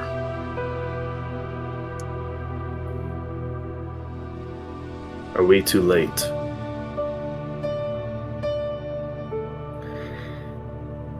As we understand it, the stone remains.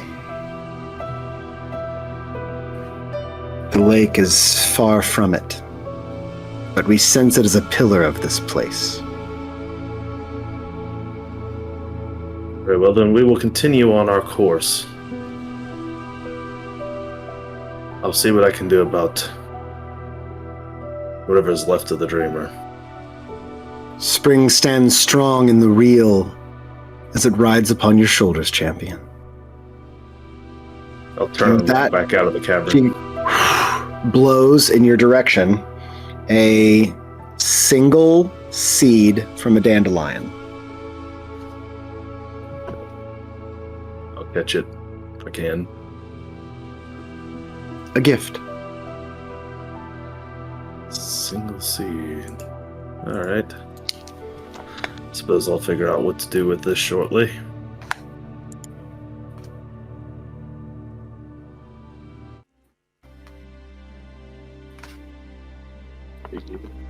Dandelion.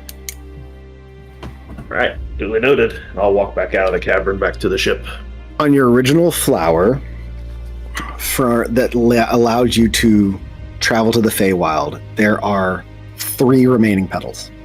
Right. Alright then. So yeah, like I said, I'll travel back out and continue to keep watch until I have to transmeditate. Transmeditate. All right, does anybody else have anything they want to do tonight? Good to go. No. Probably All right. Sleep in the same room as Harmony. Okay. As you bed down in that room, you notice that Morgaine stays up, keeping a watch at the door, and Harmony sleeps deep and long. Morning comes, and with daybreak, you guys feel it got even colder in the night. And with the morning, it's warmed up with the sun, but now the sea is just freezing. And so everything aboard the boat is a little bit chilly. You don't have frost, it's not Arctic conditions, but it's very cold out. And as you come to the morning, the storm to the far east is gone. You guys see that up on deck at the top, Burl's already drinking, just leaning against the wheel, and he's chatting with Lindell about whatever, and Talua has not left his spot watching the east. It looks like he slept there. Nope, he didn't. He's an elf. I didn't say that. Elves don't sleep. I wanted to stop. Right. I wanted to stop him before Balrin corrected me. And He know the nap is what you're trying to say. Depending on how trancing works for him, he might like that a lot. He might be reliving his life as a fish. Oh yeah, that'd be really cool if he was like, for 4 hours a day, he got to remember being a fish guy, and then he had to wake back up to being an elf again every day. What a curse you've given him! Fulcrum, give me a charisma save. Oh man, sweet. that's what we call those nightmares where power comes from. Ooh, I had a dream where I was something other than an elf. That was horrible. Hey, that's a 30. That's nice. That's Wow. nice. Wow, man. All right. You come to, and when you wake up, Fulcrum, your journal that you keep, your captain's journal you keep notes in, has a little sketch on a corner, and your hand has a little piece of charcoal rolled out on the open floor next to the journal. Oh, that's probably bad. And the sketch looks vaguely like a humanoid with wings. Looks like you drew some sort of small angel. It's only about 3 inches tall. Why would I?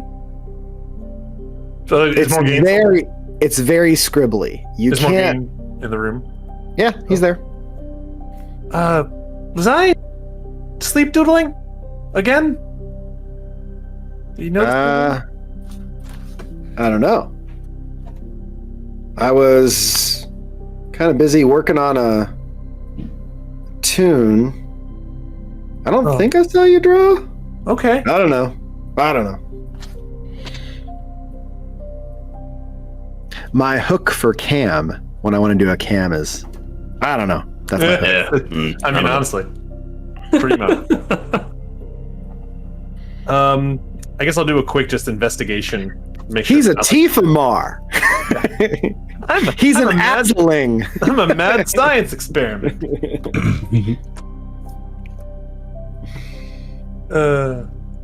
I will do a quick flip through my book and just make sure I didn't make myself a little picture frame guy or do an investigation check. You do not find a doodle flip book, but you do find another picture. Is it also an angel, or does this one have... No. This one looks like a bulky figure. It would be a sketch similar to proportions of like the Hulk, a bulky, large, strong figure. And this figure is holding a trident, and it's got big spiky horns, maybe ears coming out the sides of its head. All these are figures that are... Here, I'll just do one real fast, because I feel you are lacking the context, and that's my fault. What is this? I need to learn how to draw better. Maybe it's because I'm always drawing in my sleep. I should try some of that anger juice. That might help out. Somebody need the morning anger juice. Oh, yes, please. I Let me think get it Odo's right really then. kind of getting me on this stuff, and you do a really good job of it. I mean, Dibbin did fine. But... Thank you, Sid. Once we get started. When I say scribbly, I mean they are lacking in details. They are gesture drawings at best, so you're not really certain. Give me a investigation check. You got it. You're going through your book. I'm doing weird sleep stuff again, Sid. So I'm sipping my coffee and flipping through my book. Oh? Yeah. 15. You find about 4 pages in, written off the side of one of your paragraphs of notes, a single word. Scrumtescent.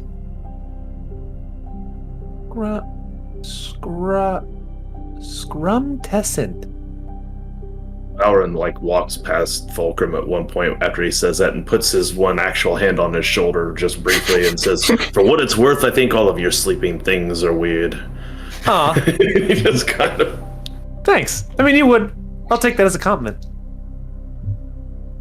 I mean, honestly, it's enough. I've thought about what it would be like not to sleep, because it's been not always great. I don't know why I would write scrumtescent. Sounds like a lovely word. Made up, but lovely. I mean, it rolls off the tongue very nicely. Scrumtescent. I don't know why, though.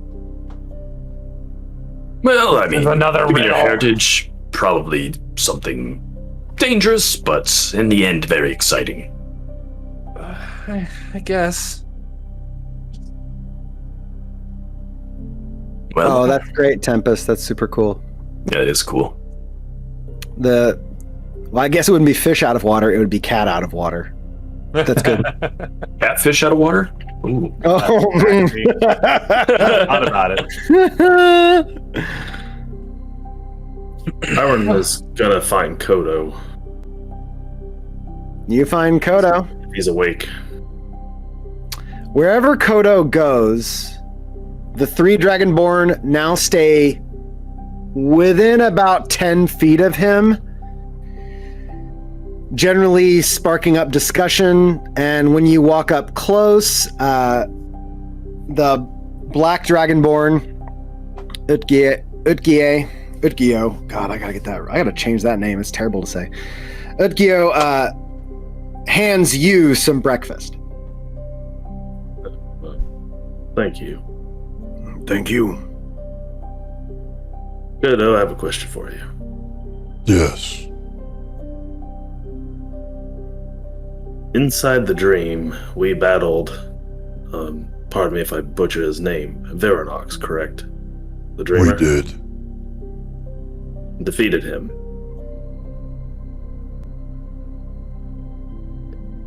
I don't think we did. That's what I'd come to confirm with you.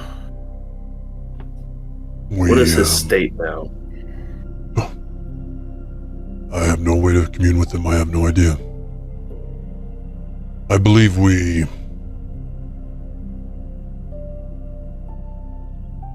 fought one of his forms.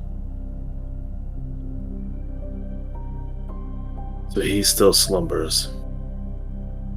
He does. Good. Then there's still hope.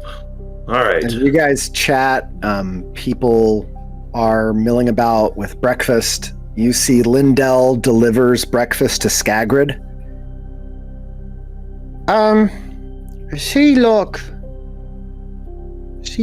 Are we keeping him locked up in a box?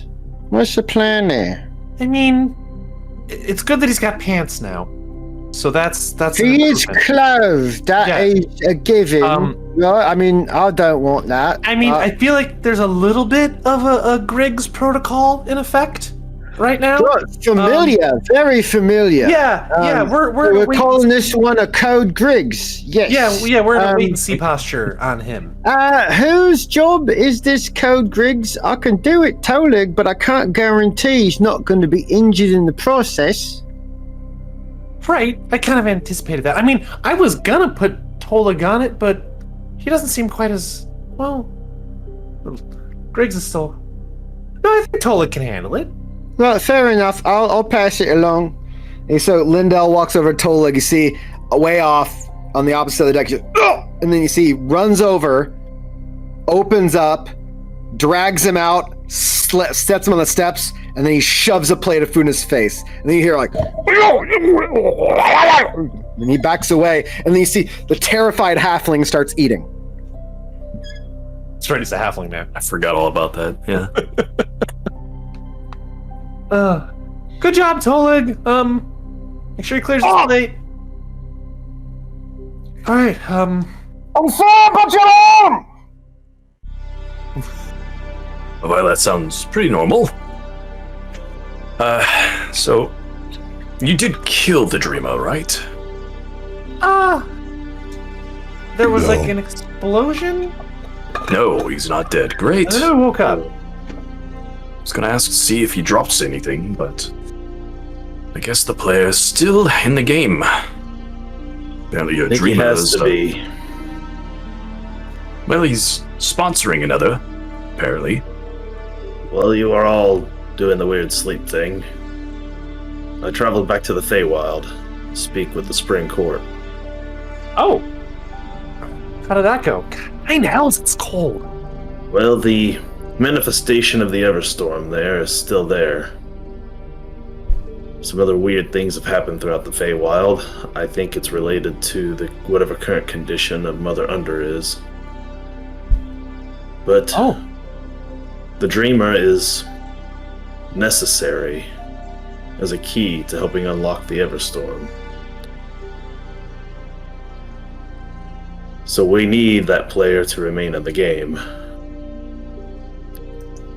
We're going to have to find some other way to make use of Varanox. In the meantime, there are 5 other pillars that are crumbling. I think these have to do with the elements, Mother Under being the most recent one to be attacked. A large lake has occurred that froze over. Everything here is beginning to get colder. It's If I remember correctly, Mother Under was some sort of probably magma type. No, we dealt. Actually, that reminds me, and Fulcrum's going to go through his bag. Everybody's checking their notes for From what- stuff. Yeah, when she called me, when they named me Manny Fire Speaker, I remember she gave me this little stone. I have. So I'm gonna try and send her a message and make sure everything's okay, because it is cold. I'm gonna just use the stone for the first time. Like, hello, Queen? Magma? This is, Manny Fire Speaker. Is everything okay? We just arrived on shore at Mother Under's. And you hear as if an echoing through a tunnel. So there's a bit of a bounce back, just out of sync with her voice. Manny Fire Speaker. There has been a change.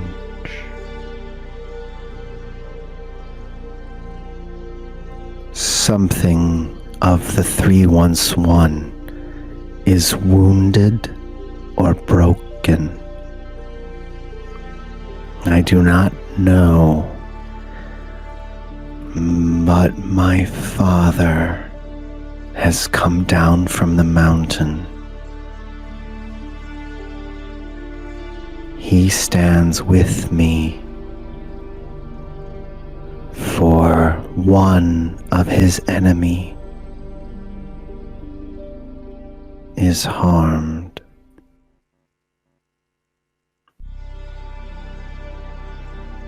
This might be because of what we did to the dreamer. Sounds like I just heard back from that was weird. She said the 311 is wounded? Something that might have been us, Kodo. Or maybe it's the temples that 311 have been worshipped at. There's one in the south that has to do with frost. Oh. I destroyed one of the temples, Vula Sands. It did not conjure such a reaction. Talua approaches all of you, listening in on this whole time. He doesn't say anything, he just sort of walks up and he's listening. He looks not okay. Imagine what's happening here and with Magma's Court and all the rest is headed to the nether element. Seems to be making a world tour. An elemental tour. All the more reason to check in on Magma. Are you alright, Talua? I know we were talking the other night about that lightning being so close to your people's waters.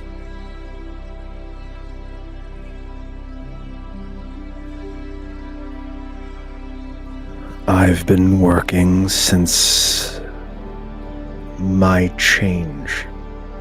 And he nods respectfully to Balrin. And for a time, I could hear my mother again. And my prayers would have their answers. I prayed to Mother last night, and Tide did not answer me.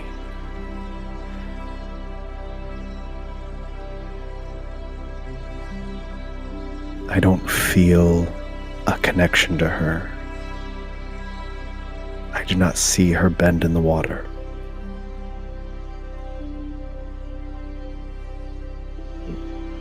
I think tide is taken. And with it all the water would belong to someone else.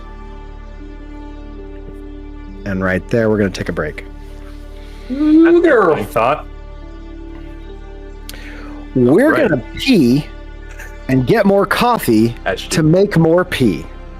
True About story. 10 minutes chat, and we'll see you in a bit. And thanks for sticking it out. You're See you right next back. time. Join us. See you in a few. Be right back. Ah, we're back. And we're back. Oh, Totally Lord. back. Were we Oh. back when I Well, just we're said I have no mostly sense of smell? No. Don't worry, Totally that's went just a back. sign of the bad And stuff. then nobody knows that. All right. So, Sid, as people are deducing what to do with the morning, the curiosity, Sid's got a moment. So he takes the larger marble with flashes of himself in it and absorbs it. And the rush is a lot. It takes you off your feet, and you instantly catch yourself and lean up against a wall. And before you know it, you're already sliding down into a seated position as a number of things hit you all at once. Give me an intellect check. Cool. An 11? It comes a little piecemeal, and it takes you a good 20 minutes to shuffle this all back into order. As you take a whopping 6 points of psychic damage. Oh. Memories hurt.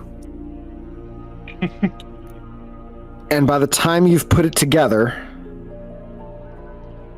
for the first time, Sid, you recall what happened after the game. Okay. You woke up in a house with a wife and a kid. And you distinctly recall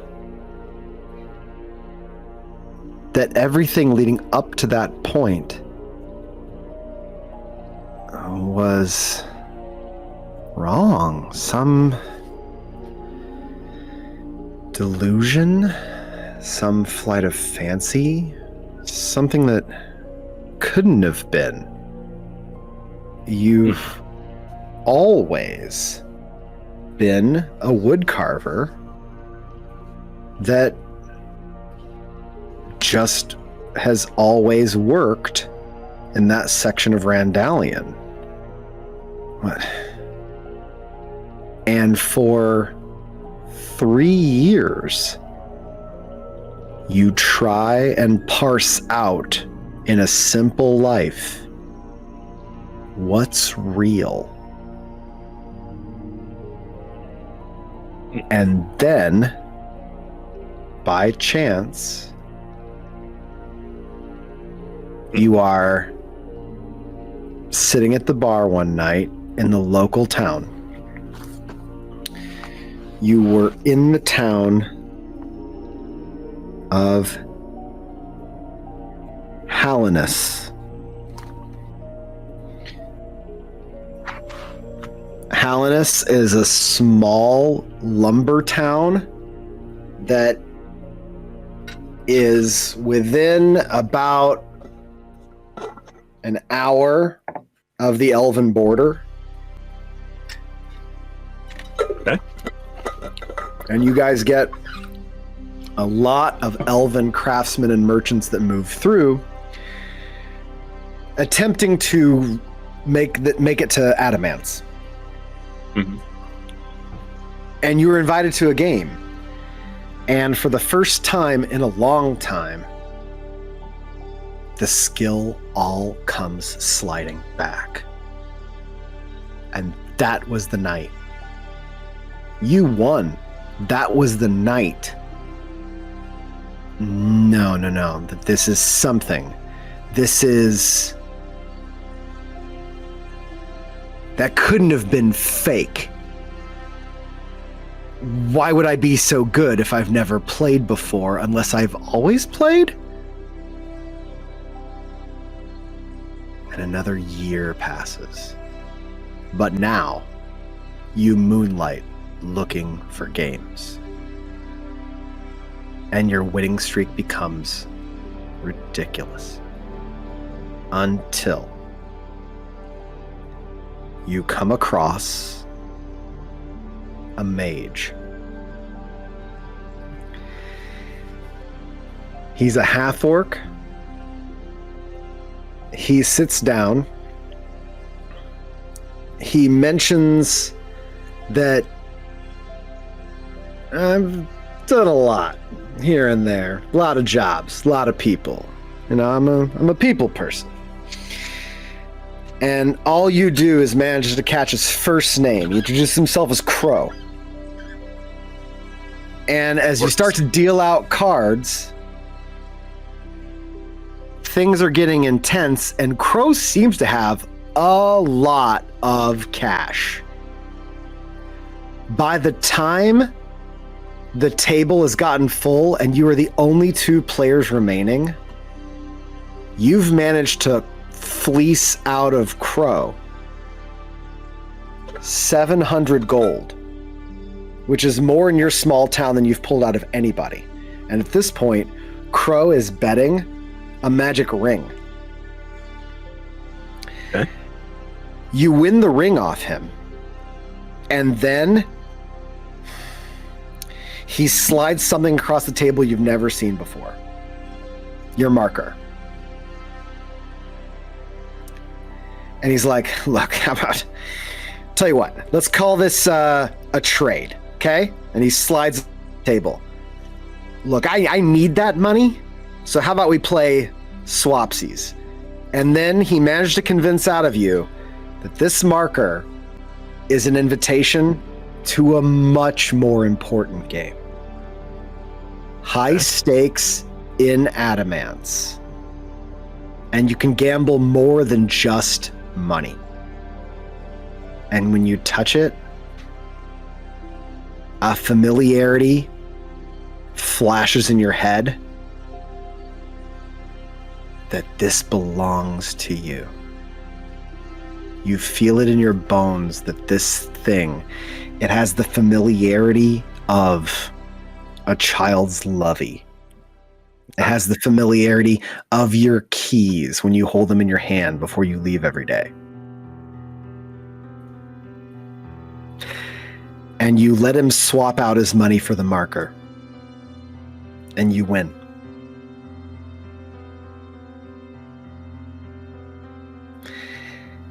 Within the next year, you convince your wife and your kid to hop on a ship with you to find the pull you've felt since you've held the mark in your hand. Over time, you come to understand, just by being in proximity to the marker, that there are always 4 players at the great table. And as each player loses their marker, there is only one last one. And when the final game is played, the god of chance is reborn again.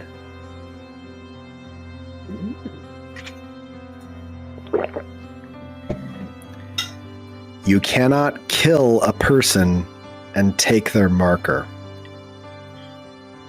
If the holder of a marker dies, the marker disappears and reappears at the closest game of chance.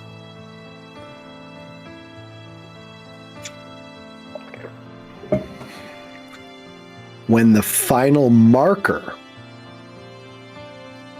the second to last, is held by only one person, then the God of Chance has to step down and sit at the table themselves. Okay.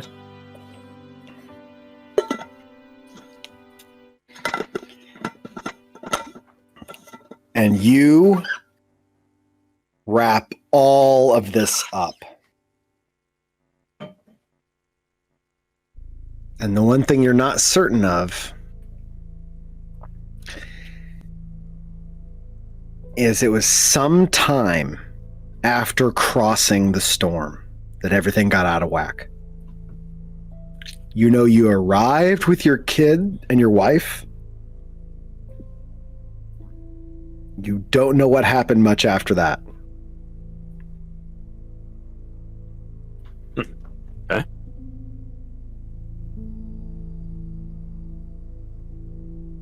And there you go. And that right there is 4 intellect worth of memories. Good shit. Good shit. Oh, crap. I got a family? All right. Someone waiting for you. They were probably on the ship when it wrecked, you know. Oh, that's hard. Oh, man. I'm just saying.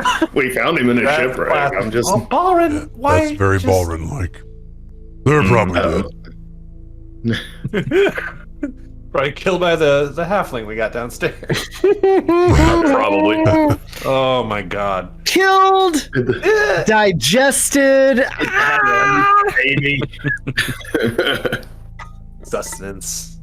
Oh. Well, that's been a very heavy morning. Yeah. Things seem much clearer now. As that's rolling around in your brain, you realize the marker is sitting in your hand. You're kind of rolling it over and over again. You've got yours back. So it is... Up to a 4? Yeah, it's your color. And it's got a red theme in it now. So that's a combination of yours and Felix's. And then you still have Dazra's, which she loaned to you.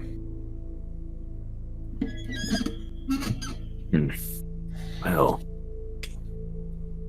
it appears things got much more interesting just over the night. Things are starting to come back to me. Well, that's good. If we're losing a god of the tides, at least you're remembering stuff. Anything you can tell us? Just that once I win the game, I'll be reborn. It's just a matter of time. Okay, so that's good. Yes. God of Chance sometimes takes a bit of a break, and take to that in the future. Only 2 more of these left to go. Well, we are about to go into a vault. Maybe you'll find one in there? Well, technically, Sid, one more. Your marker is merged with Felix's. Oh. The one you now possess. And now I see. Dazra's is a separate marker that she's loaned to you. Okay. Gotcha. So one remains. Okay. Fascinating. Well, there's supposed to be 4 markers. I have the amalgamation of 2 and another. But from what I understood, the Dreamer was one player, and he had another that he was working with. Which technically is illegal, but...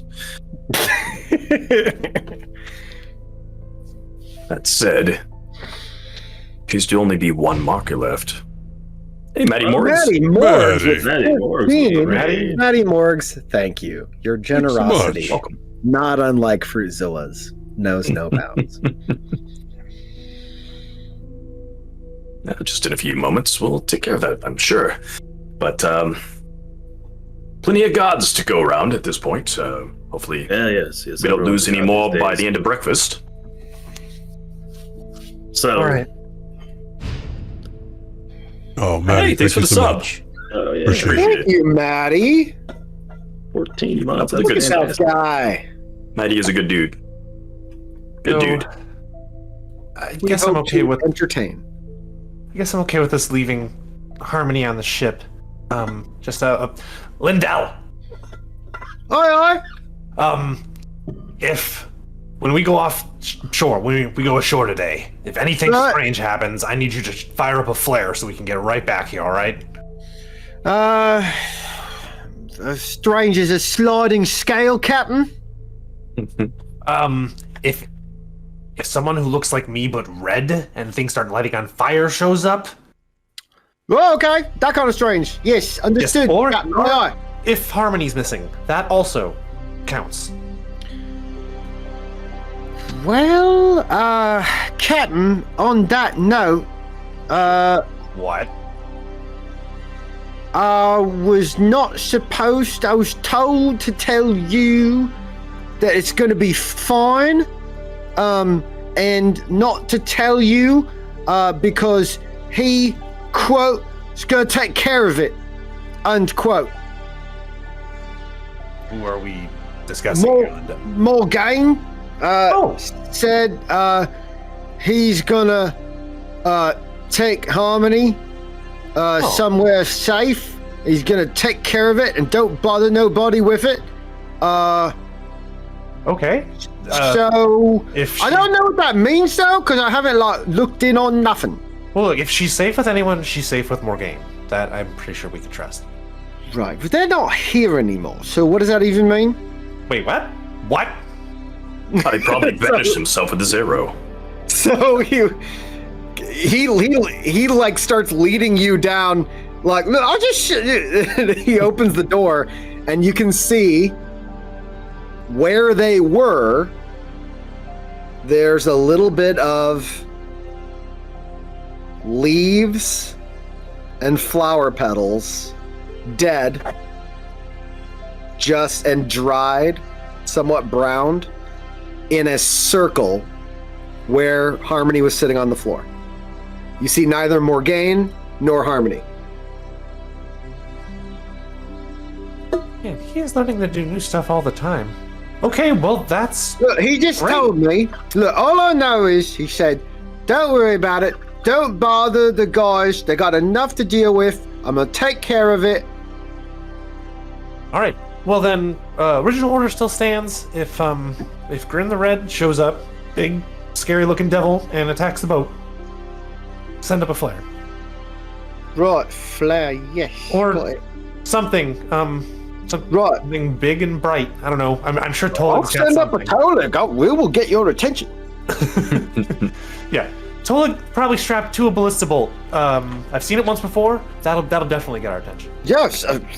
What won't he get a hold of? Right. Okay, well, gentlemen, I guess Morgaine's got this covered, so, all ashore who's going ashore? Aye, Captain. And with that, you guys go ashore on longboats to Golor. Oh, would any of you like to be invisible? Just toss it out. Otherwise, that'll be me. Sure. Why not? Okay, Be fun. Tap Sid, and he turns invisible. It's really helping my arm strength here, Kodo. I think it's good. Thanks for stopping by, Tempest. Thanks for finding us. Happy birthday. Happy birthday. Happy birthday! A lot of birthdays today. It's excellent. Well, thank you very much. It's a good birthday to have, apparently. Birthday day. As you guys take the waves, the longboat slides into the sand. And as it grips, you guys step out and make landfall. You come across the waves splashing up against, shivering you cold. And with this, I would like everybody except Kodo to take off their headphones.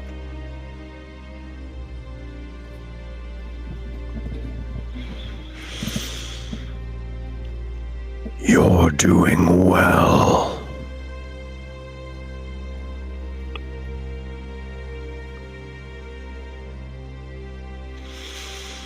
I heal. They've destroyed a shell. It will take time to rebuild another. Your path is your own, but we cannot cross our allies. I do not trust either of the fiends, but they are a means to an end for now. We must kill both of them. If you get the opportunity, do so.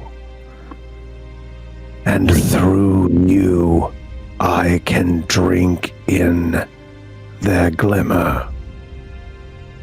Which fiend do you want me to kill? Both, if the opportunity presents itself. Grin the Red is a thorn who thinks himself powerful, but he does not have nearly the glimmer of the Widow Bride. She has just killed Tide. Her puppet minion, Elisha, once mine, is now being swayed. I now vie for Elisha's loyalty, and she's being perversed by this fiend.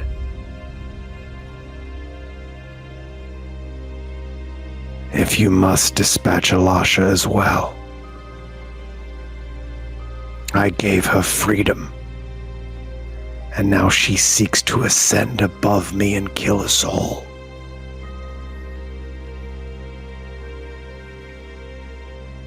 I will do as you ask. I will make you an engine that nothing can hurt ever again.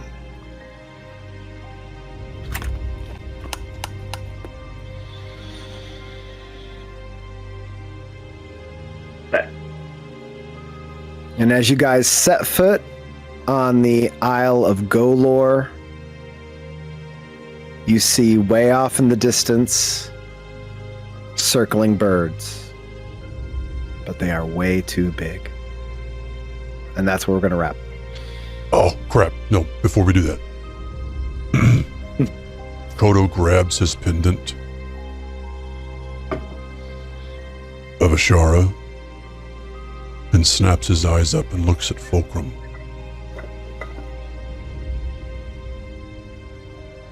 The Widow Bride. What about her? She destroyed the Tide.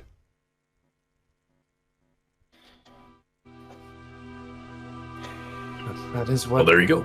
is what Miss Sataza said was going to happen. Ashara has spoken to me. We have to stop her. Does that mean leaving here? What does that mean? I don't know.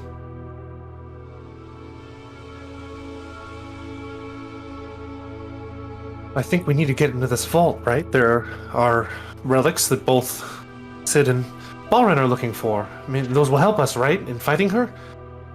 Well, at least another Titan, if that's still alive. I'm not positive any of my artifacts are in here, but I'd be interested to see what's in there nonetheless. That belt compass thingy? The star? It's supposed to be the sextant or whatever it was. I didn't think this is where it was located, but I thought it was in the vault. I could... Not sure. But that's... what I was worried had happened. She grows in power. She might go for Sataza next. That's a place to go. Can You you may said get there? something about a butterfly queen. gathering all the others. Like that island with the butterfly skis drew near where we landed. Mm-hmm. It Well, will be. This is where we are now. I think we need to. We're here. We're literally walking up the beach. We have to check on Mother Under. I say Just let's because play Tide it, was destroyed. They want Let's- what's here too. play it cautious, and for once not go in swinging. Perhaps we can get answers I'm all for it. and leave I'm all without a for it. fight. Let's do that if we can. Sure. Maybe We'll those see. birds will leave us alone. Well, maybe we get in quietly and invisibly. Well, I can keep you invisible, Sid. I might be able to get more of us if I have to. And so you stealthily enter Golor. And that's where we're going to wrap. Yes! Ooh.